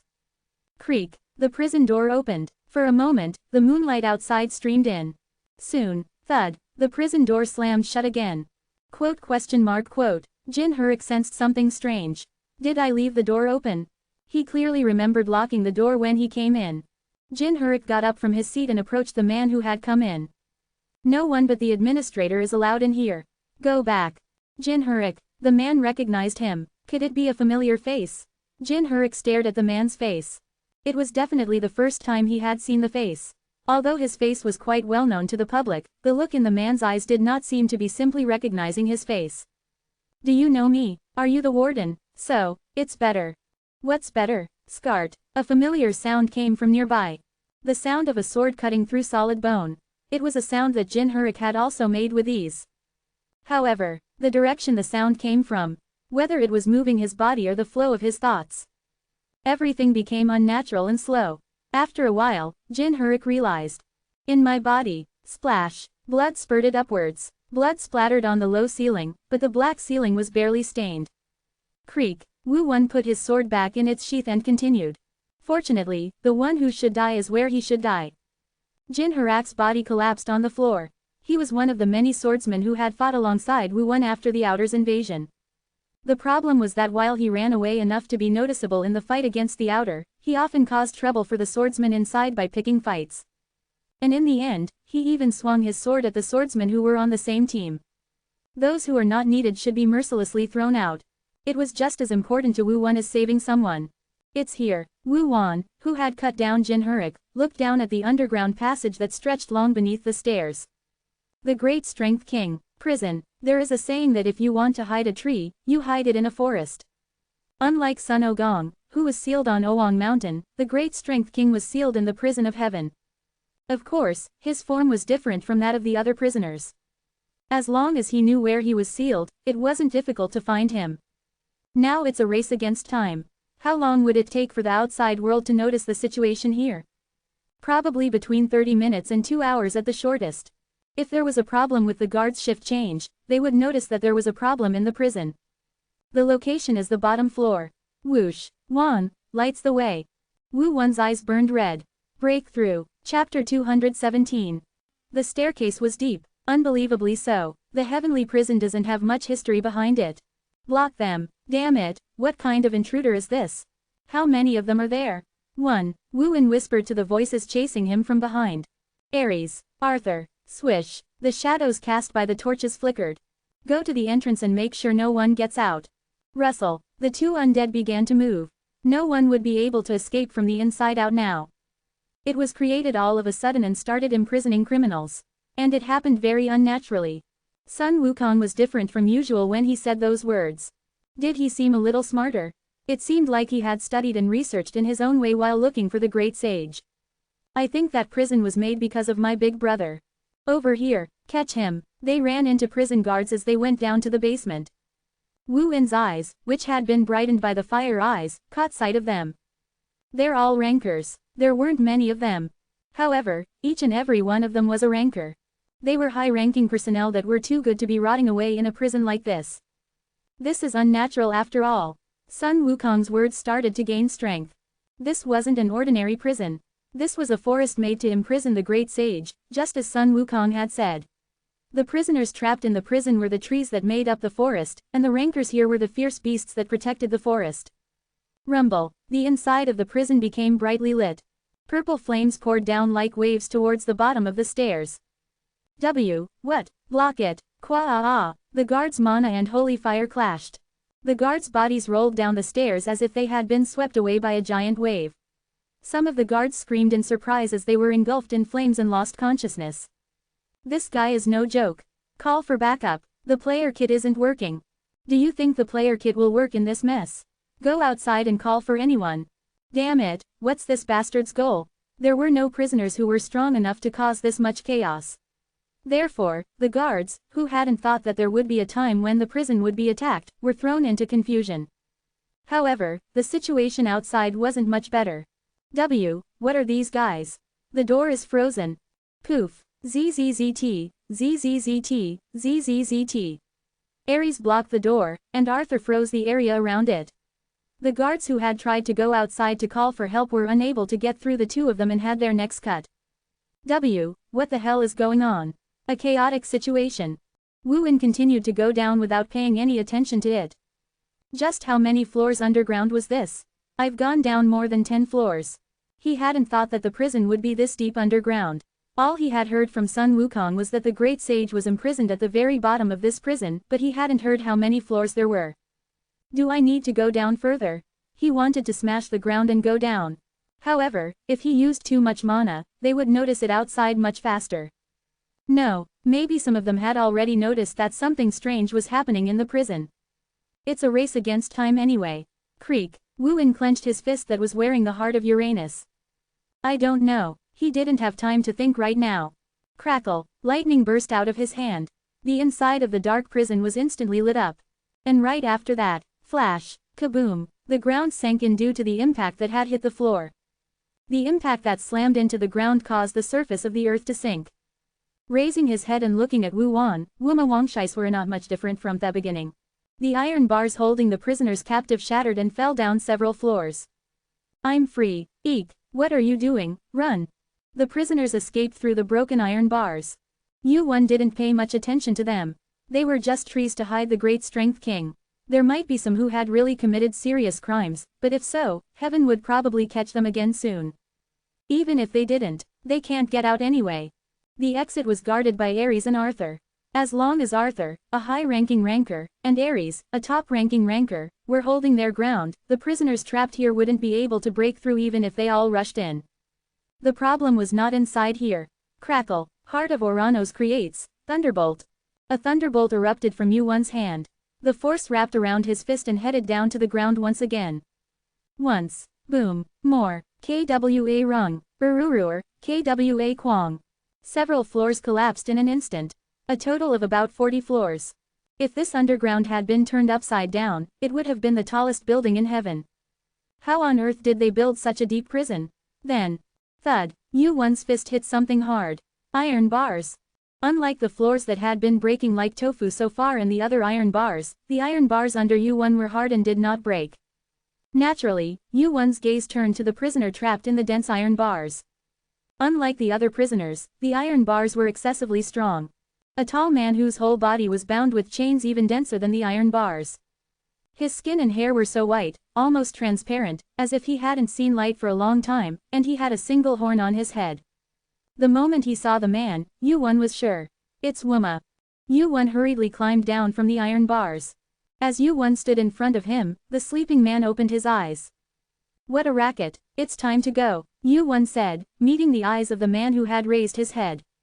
Wuma Wang. Wuma Wang's eyes looked at Yu-Wan. It was just a glance, but Yu-Wan had the thought that his eyes didn't just stop at looking at him. What could it be? He felt like he was looking not at his exterior, but at everything. Did you know who I was and come? Yes. How did you know I was here? Son Goku told me. Goku. Narrowed eyes. Even though it was a story that should have surprised him, Wuma Wang's reaction was very calm. It was strange. It was clear that his whole body was tightly bound and that he didn't feel any magic power. However, just by existing, the figure of Wuma Wang before his eyes seemed huge. Is it the great strength king's momentum? Gulping. This was the first time Yu-Wan had met Wuma Wang. He was a ranker who did not exist in the future. Also, he was a ranker who should have existed in the future.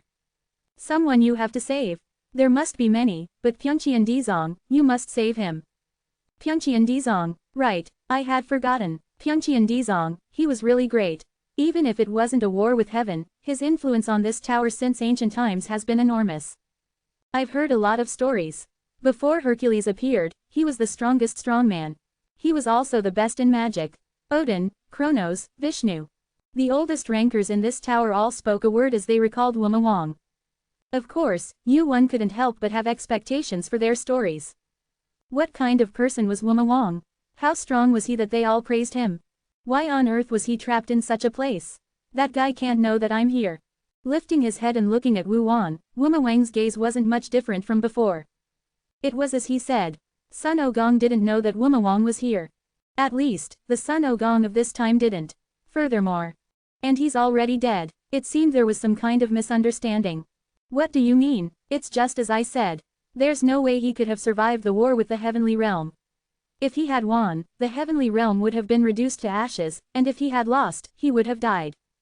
Is that what the Heavenly Realm says? That Sun Ogong is dead? Instead of nodding or answering Wu Won's question, Wuma Wang looked at him with a gaze that was slightly different than before. It seemed like he was right. He's still a good thinker. However, it was definitely a plausible story. Even Wuma Wang would have known about the battle between Sun Ogong and the Heavenly Realm. No matter how deep underground he was, he wouldn't have been able to miss the energy of Sun Ogong invading the Heavenly Realm. The Heavenly Realm and Sun Ogong were sworn enemies. And naturally, there was no way that the loser of a fight could survive. That would have been the case. However, he's immortal. Immortal, a fact that not even Wuma Wang, or Sun Ogong himself, had known until recently. Because of that, Wuma Wang had believed the Heavenly Realm's words that Sun Ogong was dead. The Heavenly Realm had actually tried to kill Sun Ogong. However, neither blades nor the hot flames of the Bagua could end Sun Ogong's life. In the end, the Heavenly Realm had chosen to seal Sun Ogong away forever. I don't know the exact reason, but I think the peaches might be the cause.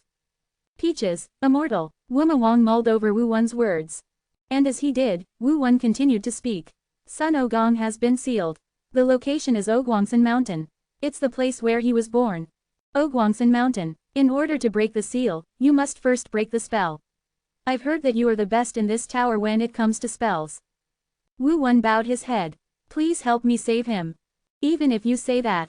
Clank. As Wuma Wang shook his body, the chains that were binding him rattled. I can't get out because of this. They won't break easily. It was the chains that were sealing Wuma Wang, and no one else. They sucked the energy out of whoever they were binding. Because of that, there wasn't an ounce of energy left in Wuma Wang's body. Furthermore, his arms and legs, and the blood vessels in his body, had all been severed, leaving him unable to use his strength properly. On top of that, he couldn't recover his energy, so it was impossible to recover the severed tendons. Even if he was known as the Great Strength King, it was impossible for him to break the chains and escape in that state. Of course, what if your body got a little better? My body, I have something I picked up on the way here. Wu Won reached into his inventory and pulled out something he had packed before coming to the prison. A white, pure fruit. It had been picked before it was ripe, but Wuma Wang's eyes lit up when he saw it. You really are bold, peaches. They may have only looked about 1,000 years old, but the amount of energy they contained was considerable. It would probably be enough to escape from this prison. However, the moment he laid a hand on it, Wu Won would be completely at odds with the Heavenly Realm. Just being here and causing all this trouble is enough to warrant a death sentence. Wu Won asked, holding the peaches in his hand. What will you do? Obviously, after meeting Wuma Wang, for the first time, his gaze was filled with fierce power. I have to go save my youngest. Chapter 218. Clang. Yu Won's fist struck the iron bars. Creak. It was definitely bending, but it wasn't enough with just one hit. Tartarus is being released. Whoosh. Crackle. Magic power burst out from his hand. He needed a bit more magic power to break these thick iron bars. Clang, clank, clank. The iron bars bent and a gap was created. That was enough. Thud. Yu Won went inside the iron bars and handed the pill to the Bull Demon King. The Bull Demon King looked at it for a while and opened his mouth, starting to eat the pill whole. Crunch, crunch. The pill was gone in an instant. The Bull Demon King, who had swallowed the pill in its shell, soon closed his eyes. He was in the process of making the mana inside the pill his own. Whoosh, thump, thump. Muscles that hadn't been used for a long time began to swell up. It was then, clank, cracks began to appear on the chains that were restraining the Bull Demon King's body. He must have used the mana he recovered to recover his body. The chains that were restraining the Bull Demon King's body had the ability to absorb his mana. However, the mana that had been suddenly recovered by the pill hadn't been fully absorbed by the chains yet. Thump, thump, the chains were breaking more and more. Yu Won pulled out his sword and pointed it at the cracked chains.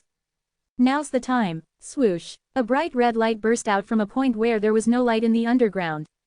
The Kusanagi sword. Its sharpness accurately cut the cracked part. Screech. Clank, clank. The broken chains fell to the ground and echoed through the underground. The Bull Demon King rose from his seat. He stretched his stiff shoulders and neck, as his entire body had been tied up for over 1,000 years. You have a good sword. I'm an item nerd. Nerd. It's a word people use these days. The world has changed a lot. It had been a long time indeed. The Bull Demon King felt his body being free for the first time in a long time. Freedom. He had never desired it because he hadn't needed it, but now it was different. The Bull Demon King, who had been keeping his eyes closed for a while, opened them and looked up. They'll be gathering soon. The amount of magic power Yu-1 had used to break the iron bars just now was considerable. The rankers who were near the prison might have noticed by now. A report would have gone up, and the upper echelons of the heavenly realm, who were wary of the Bull Demon King, would have started moving. We don't have much time. Do you have any ideas? The Bull Demon King's physical condition wasn't very good. Even though he had recovered some mana by eating the pill, it was nothing compared to the amount he originally had. If the Heavenly Realm's army attacked right now, it wouldn't be easy to escape. I do have something in mind. A smile spread across Yu-1's lips. Yu-1 looked up and his eyes turned red. The Bull Demon King, who noticed his eyes, asked in surprise. Those eyes. No, he tried to ask. Boom. A long pillar fell down, breaking through the ground that led to the surface. Rumble. Fire Eye, resonates. He's a bit late. He was actually quite anxious inside. He wondered what would happen if he was late. But thankfully, he arrived just in time. And not just anyone. The first eye of the great sage, heaven's equal, is looking at you. The most reliable one. The first. Even a clone is still a big brother. He had heard that the clones of Sun Ogong had powers that were closer to the original the closer they were to the first. That meant that the clone that had just appeared was the strongest of all the clones. The long pillar that led to the surface. Sun Wukong's face suddenly appeared above the clouds that were hanging at the end of that pole. What are you doing, brother? Sun Wukong snapped his fingers as if to hurry. Let's go. Somersault Cloud, Jinduan. It was one of the many items that Sun Wukong possessed, and it was said to be the fastest means of transportation in the entire tower. It was the same even if it belonged to a clone. Yu-1 and the Bull Demon King got on the Somersault Cloud. Yu-1, who had ridden the 12th clone's Somersault Cloud before, felt that it was more spacious than that time. As expected, is it because it's the first clone? He turned his head and saw the Heavenly Realm's army behind him. Over there, cloud, above the cloud. Zheqian Dizong. No, it's a clone. Don't be scared, you guys. The appearance of Zheqian Dizong following the Bull Demon King's escape. Even though it was just a clone, it was a nightmare for the Heavenly Realm's soldiers and rankers. The two of them had been enemies who had fought against the Heavenly Realm a long time ago. The distance gradually increased. When the distance had increased to a certain extent, Sun Wukong put his hand into his arms. Eat this. A white and pretty fruit came out of Sun Wukong's arms. The Bull Demon King looked at it and asked in disbelief. Are you also from the half-demon? You too. I ate one earlier. It's still not enough though. The Bull Demon King looked at Yu-1 and Sun Wukong alternately and reached out to receive the half-demon. Eat well. Crunch. The Bull Demon King put another half-demon in his mouth and chewed. Eat it slowly. Sun Wukong put his hand back into his arms. Somehow, the inside of his clothes seemed to bulge out, and a few more half-demons were pulled out in Sun Wukong's hand. There's still a lot left. It seems that the management of the half-demon is lax these days. When I went there earlier, it was already empty. I just picked up the leftovers. Sun Wukong and the Bull Demon King's gazes naturally turned to Yu-1. Yu-1 shrugged at the two people's gazes. The Bull Demon King muttered as if he couldn't believe Yu-1's denial. There's another guy who's like a youngest. Crunch. Anyway, whether you pick 1 or 100, the result is the same, isn't it? Who's the manager of the half-demon? I took care of it quietly. It might have been different in the past, but right now, when the half-demons haven't ripened properly yet, the security isn't as great as before. The half-demon was definitely a very important place in the Heavenly Realm. However, its significance had faded considerably since the Heavenly War, due to Sun Wukong's rampage. The numerous fruits that had ripened over a period of 3,000 years or as long as 10,000 years had disappeared, and what remained were ordinary elixirs that were nothing more than empty shells. The Heavenly Realm did not invest the same amount of manpower to protect such elixirs. Of course, even so, it wouldn't have been easy. Nevertheless, there were quite a few rankers stationed in the half-demon. To the extent that even mediocre thieves wouldn't dare to look at it. The heavenly realm must be in chaos by now. Of course, the half-demon wasn't the only one who had been broken into. Even the prison had been broken through. It seemed that they no longer thought of the half-demon as a great treasure, but thanks to that, the bull demon king was able to recover his body, which had been exhausted from his long imprisonment. Bull demon king, the giant who threatened the heavenly realm, had become free. It was a situation serious enough to warrant an emergency. By the way, it's really been a long time. The bull demon king's gaze, which had eaten all the half-demons, moved to the side. The bull demon king looked at Sun Wukong. It doesn't seem real, though. The main body isn't in a situation where he can come here right now. Right, Sun Wukong, who was trapped in the Five Elements Mountain. Perhaps the security there would be much stricter than where the bull demon king had been imprisoned. Besides, there was a seal that even a monster or a sorcerer with considerable strength would have difficulty releasing. That's still good. Uma Wang's expression was filled with a deep sense of relief. To be alive. And so, a short while later. Swish. Uma Wang's eyes closed and he fell into a deep sleep, as if he had collapsed on top of a somersault cloud. Uma Wang has escaped. A wide conference room with a gaping hole in the ceiling. More than 100 heavenly generals had gathered there. I know. Who's in charge of the prison? A ranker named Jin Hurak. We should at least punish that guy. What's the point of punishing someone who's already dead? Besides, do we really have time to be discussing whether to punish him or not? The half-moon plains have also been attacked. Don't worry too much about that. That's not what's important right now. The half-moon plains are no different from heavenly history. How can you say something like that? The conference room was in chaos. The heavenly officials who could be considered the true power of the heavens had not yet arrived. Quiet, womb, a voice that filled the conference room. At the familiar voice, the heavenly generals who had been arguing over each other's faults lowered their voices. One by one, they rose from their seats. Click, click. Greetings, General. Yes, sir. The 100 generals saluted Yulong Jingun. Although they appeared stiff on the outside, some of the generals glanced sideways at Yulong Jingun, who was slowly walking into the conference room. I still can't get used to seeing him again. To think that the heavenly general would have such a youthful face. Is he really Yulong Jingun?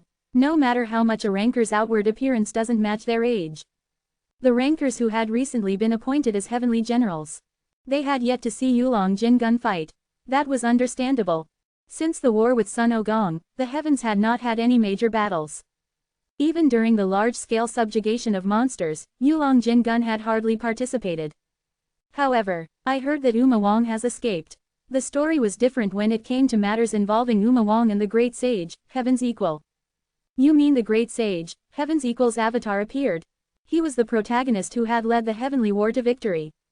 A top-ranking high ranker who, along with Crown Prince Natha, was called a hero of the heavens.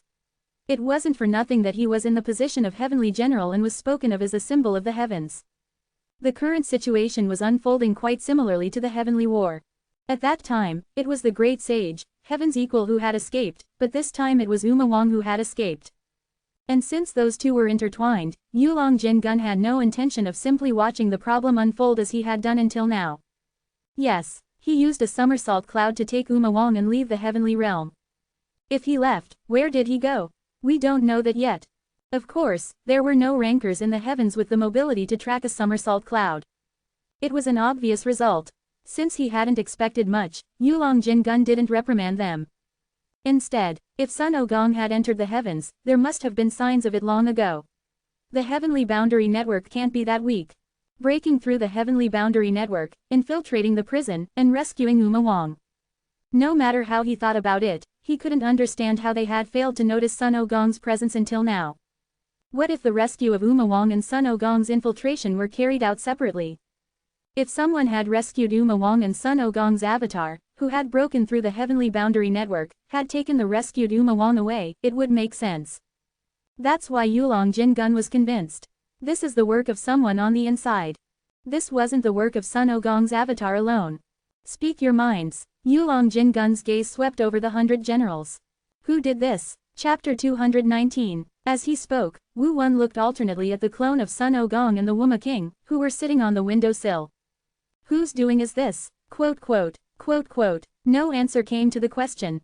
A long silence. It was a situation where no one could easily give an answer. General Iran Jin Gun waited for an answer with his arms crossed. If you don't know, you don't know, if you know, anyone will open their mouth. However, it's taking some time. After a long silence, General Iran Jin Gun finally opened his mouth first. Was he wrong? Did a clone of Sun Ogong really take the Wuma King and run away alone? I don't know about the main body, but just a clone. Can you tell me anything? Actually, a small voice like an ant crawling.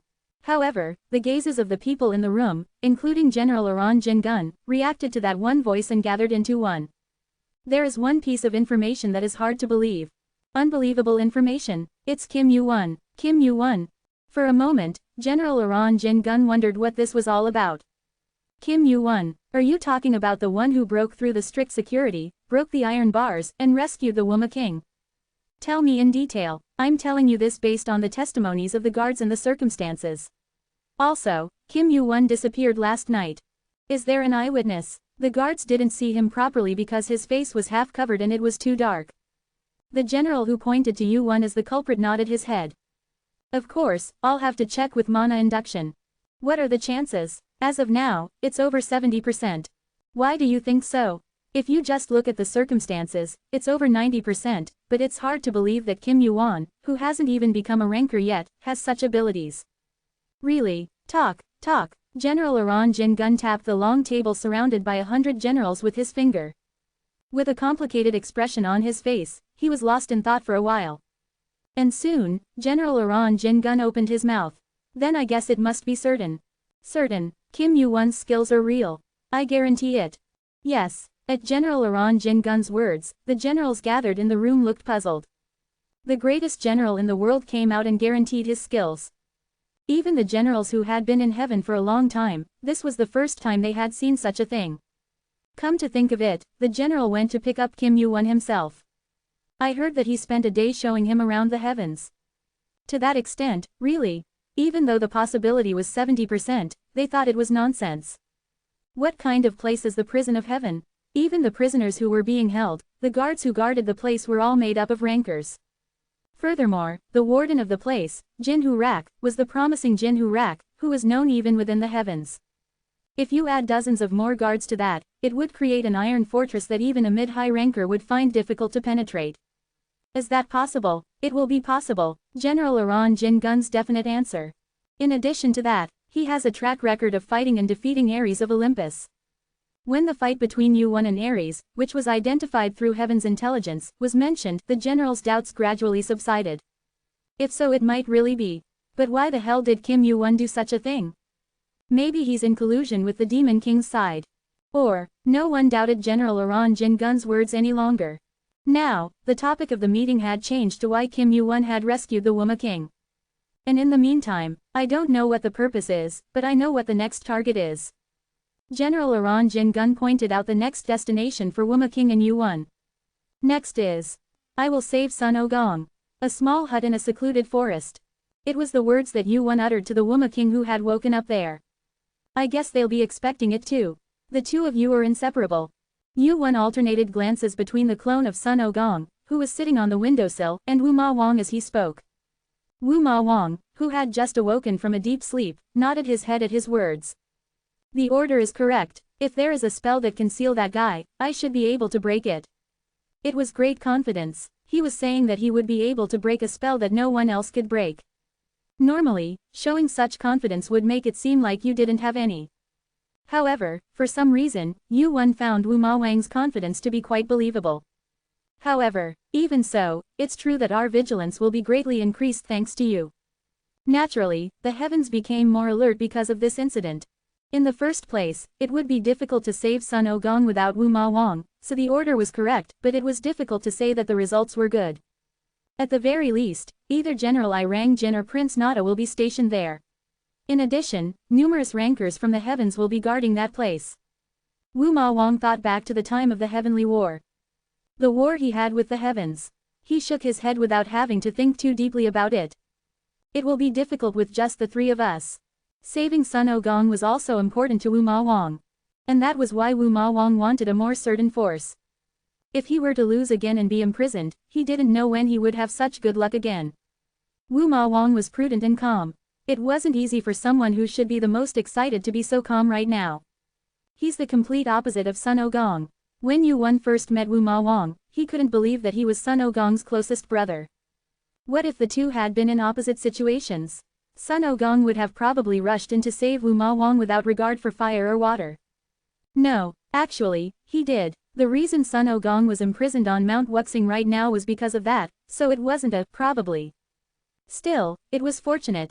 If Wu Ma Wang had been the same type of personality as Sun Ogong, who ran around naked as a jaybird, it would have been quite difficult for the current Yu Wen to stop him.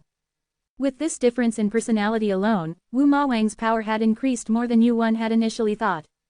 Not 3. Yu Wen shook his head at Wu Ma Wang's words. Then Wu Ma Wang looked at Sun Ogong and Yu Wen alternately and asked. Who else is there? There are many. Yu Wen's expression changed subtly as he answered. No, just one. What are you talking about? That guy sent me a message, so he'll probably be here soon. Yu Wen looked out the window with Sun Ogong. Wu Ma Wang felt something strange in his gaze. How much time had passed? I see. Wu Ma Wang's lips curled up as he looked up at the cloudy sky outside the window. So that's what you meant when you said there was one but many. Was it because he was conscious of the heavens' gaze? The clouds floating in the sky didn't come down.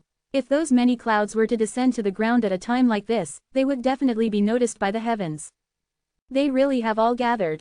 Wu Ma Wang's voice trembled at the unbelievable sight. Numerous Sun Ogongs. They were standing on the clouds and waving at Wu Ma Wang. Night had fallen. For the time being, there was quite a lot of time. It would take a considerable amount of time until Wu Ma Wang's body fully recovered. He was imprisoned for over 1,000 years. His body must be out of shape. Time spent without mana weakened the body and dulled the senses. Still, as mana began to flow through his body again, Wu Ma Wang's complexion was improving rapidly. Boom! Yu Wen swung the Black Knight sword in his hand at the empty air. It's not just Wu Ma Wang who has become dull. It's not just Wu Ma Wang whose senses have dulled. Yu Wen recalled his encounter with his doppelganger during his recent quest to obtain the Mirror of Yada. Me too. In his battle against his doppelganger through the mirror, Yu Wen realized something. His sword had become much duller than before. Also, his personality had become much more subdued than before. I've become more comfortable. Swish. The look in Yu Wen's eyes, who had been repeatedly swinging his sword in the void, gradually sharpened. Unlike in the past, now. Returning to the past, he thought his shoulders were heavy. That many lives depended on his shoulders. Sometimes it felt a little difficult. But that wasn't the case. He had forgotten for too long. What kind of battles he had fought. How he had climbed the tower. The battle with Outer was several times harder and more intense than this. Swish. You think too much about the tip of your sword. Yu Wen's head turned at the voice from behind. Thud. Why, what are you thinking about? Wu Ma Wang. He approached Yu Wen, his body covered in thick clothing. Thinking. There are many reasons why a sword wobbles. It can be because the wielder is inexperienced, or it can be for psychological reasons. Swish. Wu Ma Wang's hand stretched out. His hand grabbed the tip of Yu Wen's sword, which he had not yet lowered. Strangely, his hand was not cut even though it touched the blade. A sense of burden. I heard from your doppelganger. You just climbed to the 50th floor. Wu Ma Wang released Yu Wen's sword and sat down under a bare tree nearby. A brilliant talent. I was surprised when the youngest one first climbed the tower, but I'm even more surprised than that. I don't think so. Is that so? Please understand that I don't have much expression. Wu Ma Wang chuckled as if he were laughing. It was the first time he had had a proper conversation with him. His personality, which had been asleep all the time to recover his body, seemed violent but also noble like a scholar on the outside. Still, there must be a reason why he gets along so well with Sun Ogong. He suddenly remembered something he had heard from Sun Ogong. When my older brother gets angry, no one can stop him. In fact, my older brother had a worse temper than me. Sun Ogong's explanation of Wu Ma Wang ended there. For the words, bad temper, to come out of Sun Ogong's mouth, of all people. He didn't know if it was very different from his appearance, or if he was being somewhat polite because he wasn't his family. But even putting that aside, Wu Ma Wang had an aura that even Yu Wen, who had met countless high-rankers, couldn't easily approach. I smell a lot from you. Wu Ma Wang, who was over 2 meters tall, was sitting under the tree and was at a similar eye level to Yu Wen. What kind of smell? It's not a real smell. If I had to say, it's like some kind of invisible trace. It was a hard story to understand. What on earth was he trying to say? Yu-won looked puzzled, unable to figure out what Uma Wang was trying to say. And then, Uma Wang's mouth, which had been looking at Yu-won's face for a moment and lost in thought, opened. Odin, Mimir, Sun Ogong, Heracles, Zeus, and where else should I look? One by one, every time a name was mentioned, Yu-won felt goosebumps all over his body. Even if it was Sun Ogong or Heracles, he never thought that Odin and Mimir would be mentioned. After the regression, Yu-won had never encountered the two of them. Then there was only one reason why Uma Wang was able to find traces of the two from Yu-won. Did you notice the existence of the clockwork? For a moment, he was nervous at the thought. An unbelievable name was mentioned from Uma Wang's mouth. And even Chronos. Chapter 220. Right now who are you? Confused, Wu-won spoke with a slight tremble in his voice, unlike usual. If he hadn't misheard, certainly, the Demon King had just said, Chronos. I said it was Chronos. As expected, he hadn't misheard. He couldn't ask how he knew him. Because in order to ask that, he'd have to talk about the clockwork as well. Judging from your reaction, it seems you remember. At the Demon King's words, Wu-won felt as though the contents of his heart had been read. Wu-won thought for a moment. His contemplation was truly brief. How do you remember? Call me Hung. Yes, I'm over 10,000 years old. Even Odin is younger than me. It was a rather sudden suggestion. Hung all of a sudden. It wasn't a word that would stick in his mouth right away, and if he did, there was another concern that popped into his head. Then does that make me Sun Ogong's Dongsang? Wu-won was much younger than Sun Ogong. Naturally, if he were to wedge himself between the two sworn brothers, he would become Sun Ogong's Dongsang. In an instant, Wu-won felt a similar eeriness to when he had first met Outer. I absolutely hate that. Wu-won shook his head. I'll think about it. Really, even though he had indirectly refused, the Demon King nodded as if he understood. If that's the case, then let's take our time with the honorifics. Judging from his reaction, it seemed he wouldn't give up. Wu-won sighed and shook his head. If it were before the regression, he wouldn't know, but at the very least, as long as Sun Ogong was entangled in that sworn brotherhood, Wu-won wouldn't wedge himself between them. Please answer my question from earlier. About Chronos. Yes, I thought it was strange too. Why I couldn't remember that guy. Click, click, lightly tapping his head with his finger, the Demon King made a curious expression. I thought maybe the Heavenly Realm bastards did something to my head. Over 1,000 years is more than enough time for that. Soon, the Demon King's eyes flashed fiercely as he clenched his fist. That's why I kept looking for who I had forgotten. Why, even if you can't remember anyway.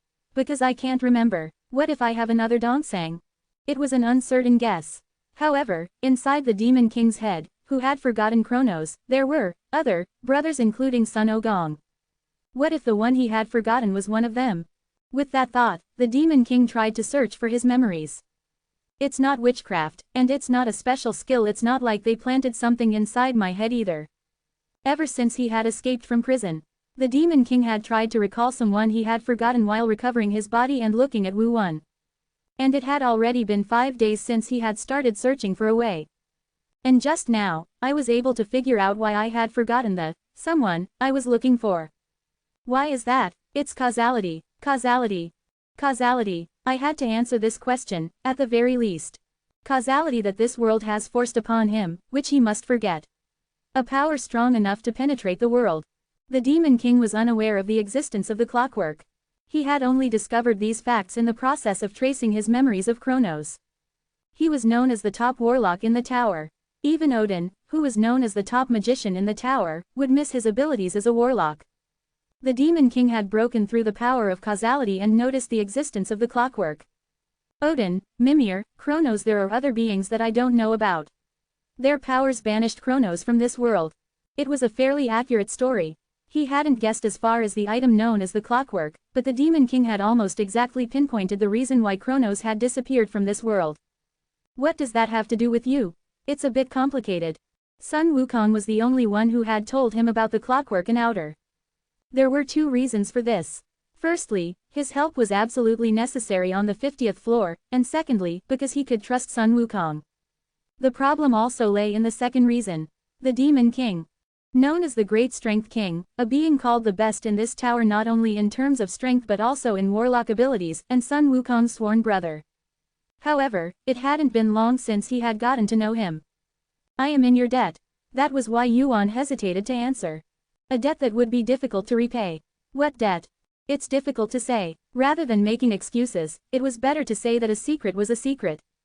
How far and wide had the foolish seeds of chaos spread? If word of the clockwork's existence reached his ears, things would spiral out of control. Everything he had planned could go awry, and the foolish chaos might come looking for Yuan to kill him. That was why Yuan kept the existence of the clockwork a secret. However, he couldn't reveal to the Demon King something that he hadn't even told Heracles. Well, everyone has a secret or two. Everyone in this tower does. Fortunately, the Demon King understood Yuan's secret. That was fortunate. If he had continued to press him, he would have had to think about how to evade the question. Then I'm sorry, but I have one more question. Despite it being nothing special, he felt strangely nervous. Yuan looked at the Demon King without giving a proper answer. Whether he answered or not, the Demon King continued speaking. What is your relationship with Oranos? The same calm voice as before. Creepy. However, as soon as he spat out that question, the Demon King's expression turned ferocious in a way that Yuan had never seen before. When my big bro was in his prime, he was no joke. He was like that when he fought the Celestial Realm, but when he got mad, he was even more beastly than me. The moment he met the Demon King's gaze, Yuan could understand Sun Wukong's words. What a ferocious glare. I had to answer this question no matter what. If I didn't, the Horse King wouldn't trust me. Many things happened after you were imprisoned in the heavenly realm. Tell me. After that, a long story began. The grudge that started with Olympus. Olympus searching for Hephaestus and preparing for the second Gigantomachy. The acquisition of the sea god's stone and the beginning of the destruction of Olympus. The encounter with Hercules, and the destruction of Olympus. That's how this item was created. The heart of Uranus. Wu Wen stretched out his hand that was holding the heart of Uranus. On the surface, it was a transparent glove with nothing visible. However, what he felt through the glove was the presence of a monster that was clearly engraved in the Horse King's mind. Is that why you saw traces of that bastard in me? Do you know Uranus? That was when I met Odin and Cronus. That monster alone caused a huge mess in the tower. In ancient times, numerous rankers gathered to capture Uranus. It was the only incident where several high rankers, who were called the strongest high rankers of the current era, joined forces. And it seemed that the Horse King was among them. But that bastard's heart. The Horse King looked at the heart of Uranus with strange eyes. I won't tell you to throw away the item you have, but be careful. That's all I'm going to say. Is that all the warning? The Horse King stood up as he finished speaking. It seemed like he was going to go back since the story was over. Wu Wen nodded to show that he understood and greeted him. Then, get some rest. I slept the whole time the sun was up, so I can't sleep. Clack, clack, the Horse King unclenched his stiff fingers. And then, you're about to stretch your body too, so why don't you be my opponent? The Horse King's atmosphere changed. Wu Wen and the Horse King moved far away from the hut where the house was. Although it wasn't a real battle, it was a duel with a high ranker who was at the top of the rankings. They would try not to be seen as much as possible, but the aftermath of the fight would probably be considerable. Because of that, they didn't want to lose their house for no reason. Clones are also curious. The Horse King looked up and met the gazes of the clones that were looking down from the sky one by one. It's been a long time since I've seen my brother, so I can't help but be interested. I'm worried that I'll show you something ugly. The Horse King didn't take out any weapons. He didn't have any items on either. In his prime, he was known to wield a weapon called the mixed iron cudgel. Let's not overdo it since this is just a light duel. That's what I wanted to ask you. Wu Wen took a deep breath. The Horse King, he was the strongest opponent Wu Wen had faced since returning, along with Zeus. Even without the Monkey King's Rui Jingu Bang, his skills were such that even the Monkey King in his prime would vouch for them. Strictly speaking, Zeus's opponents were Hades, Poseidon, and Heracles. All Wu Wen had done was steal his thunderbolt. But now, things were different. This is a chance to test myself against a top high ranker. He was facing the Heavenly King, Uma Wang, head on. Just how far can I go with my current skills? There was nothing better for rekindling dulled senses than fighting an opponent stronger than oneself. This was quite the opportunity. Perhaps sensing Yuan's heightened tension, Uma Wang clicked his tongue and drew a picture in the air with his hand. This won't do. Whoom. A finely trembling flow of magical energy. It wasn't coming from Uma Wang. The mana thinly spread in the atmosphere moved on its own, beginning to spread widely around the two of them. The surrounding scenery changed rapidly. The lush green forest turned white like clouds, and the sky felt closer. Yuan, who had been tense as if he would charge forward at any moment, paused for a moment. Just so you know, the heavens might notice this. I'm doing this to be careful. Thud, Wang said this and strode toward Yuan. Yuan exhaled the breath he had been holding in deeply at the changed scenery. Is he setting the stage? A situation where he couldn't fight to his fullest potential because he was being watched by the heavens. The heavens were probably still looking for Wang. If they could just find him, they wouldn't have to worry about recapturing the great heavenly palace. However, there was no need to worry if the mana spreading outward was locked up like this. At least this space was completely cut off from the outside. At the very least, unless he exerted enough power to destroy the skill Wang had cast, the magical energy inside would not leak out. I guess that means he's curious. Yuan didn't think that Wang's actions were simply out of goodwill. Wang was one of the few ancient high-rankers who knew about Uranus, along with Cronus and Odin. He was interested in the heart of Uranus. And naturally, the best way to learn about the heart of Uranus was to fight the item directly. Wang wasn't trying to fight him right now. It's a bit hurtful to my pride. It felt like he was being treated as less than an item. But that was the kind of treatment Wang could give him because he didn't know everything about him. The heavenly demon eyes read the path. The power of a giant fills your body. Sensory territory is activated. Tartarus, blessing of the sea, skills activated in an instant. And magical energy slowly opened up. Thud, Yuan also began to close the distance toward Wang, who was approaching. Yuan planned to do his best. Even to prepare for the fight against the heavens to rescue the Monkey King. Because I need to clearly see how far I've come through this fight.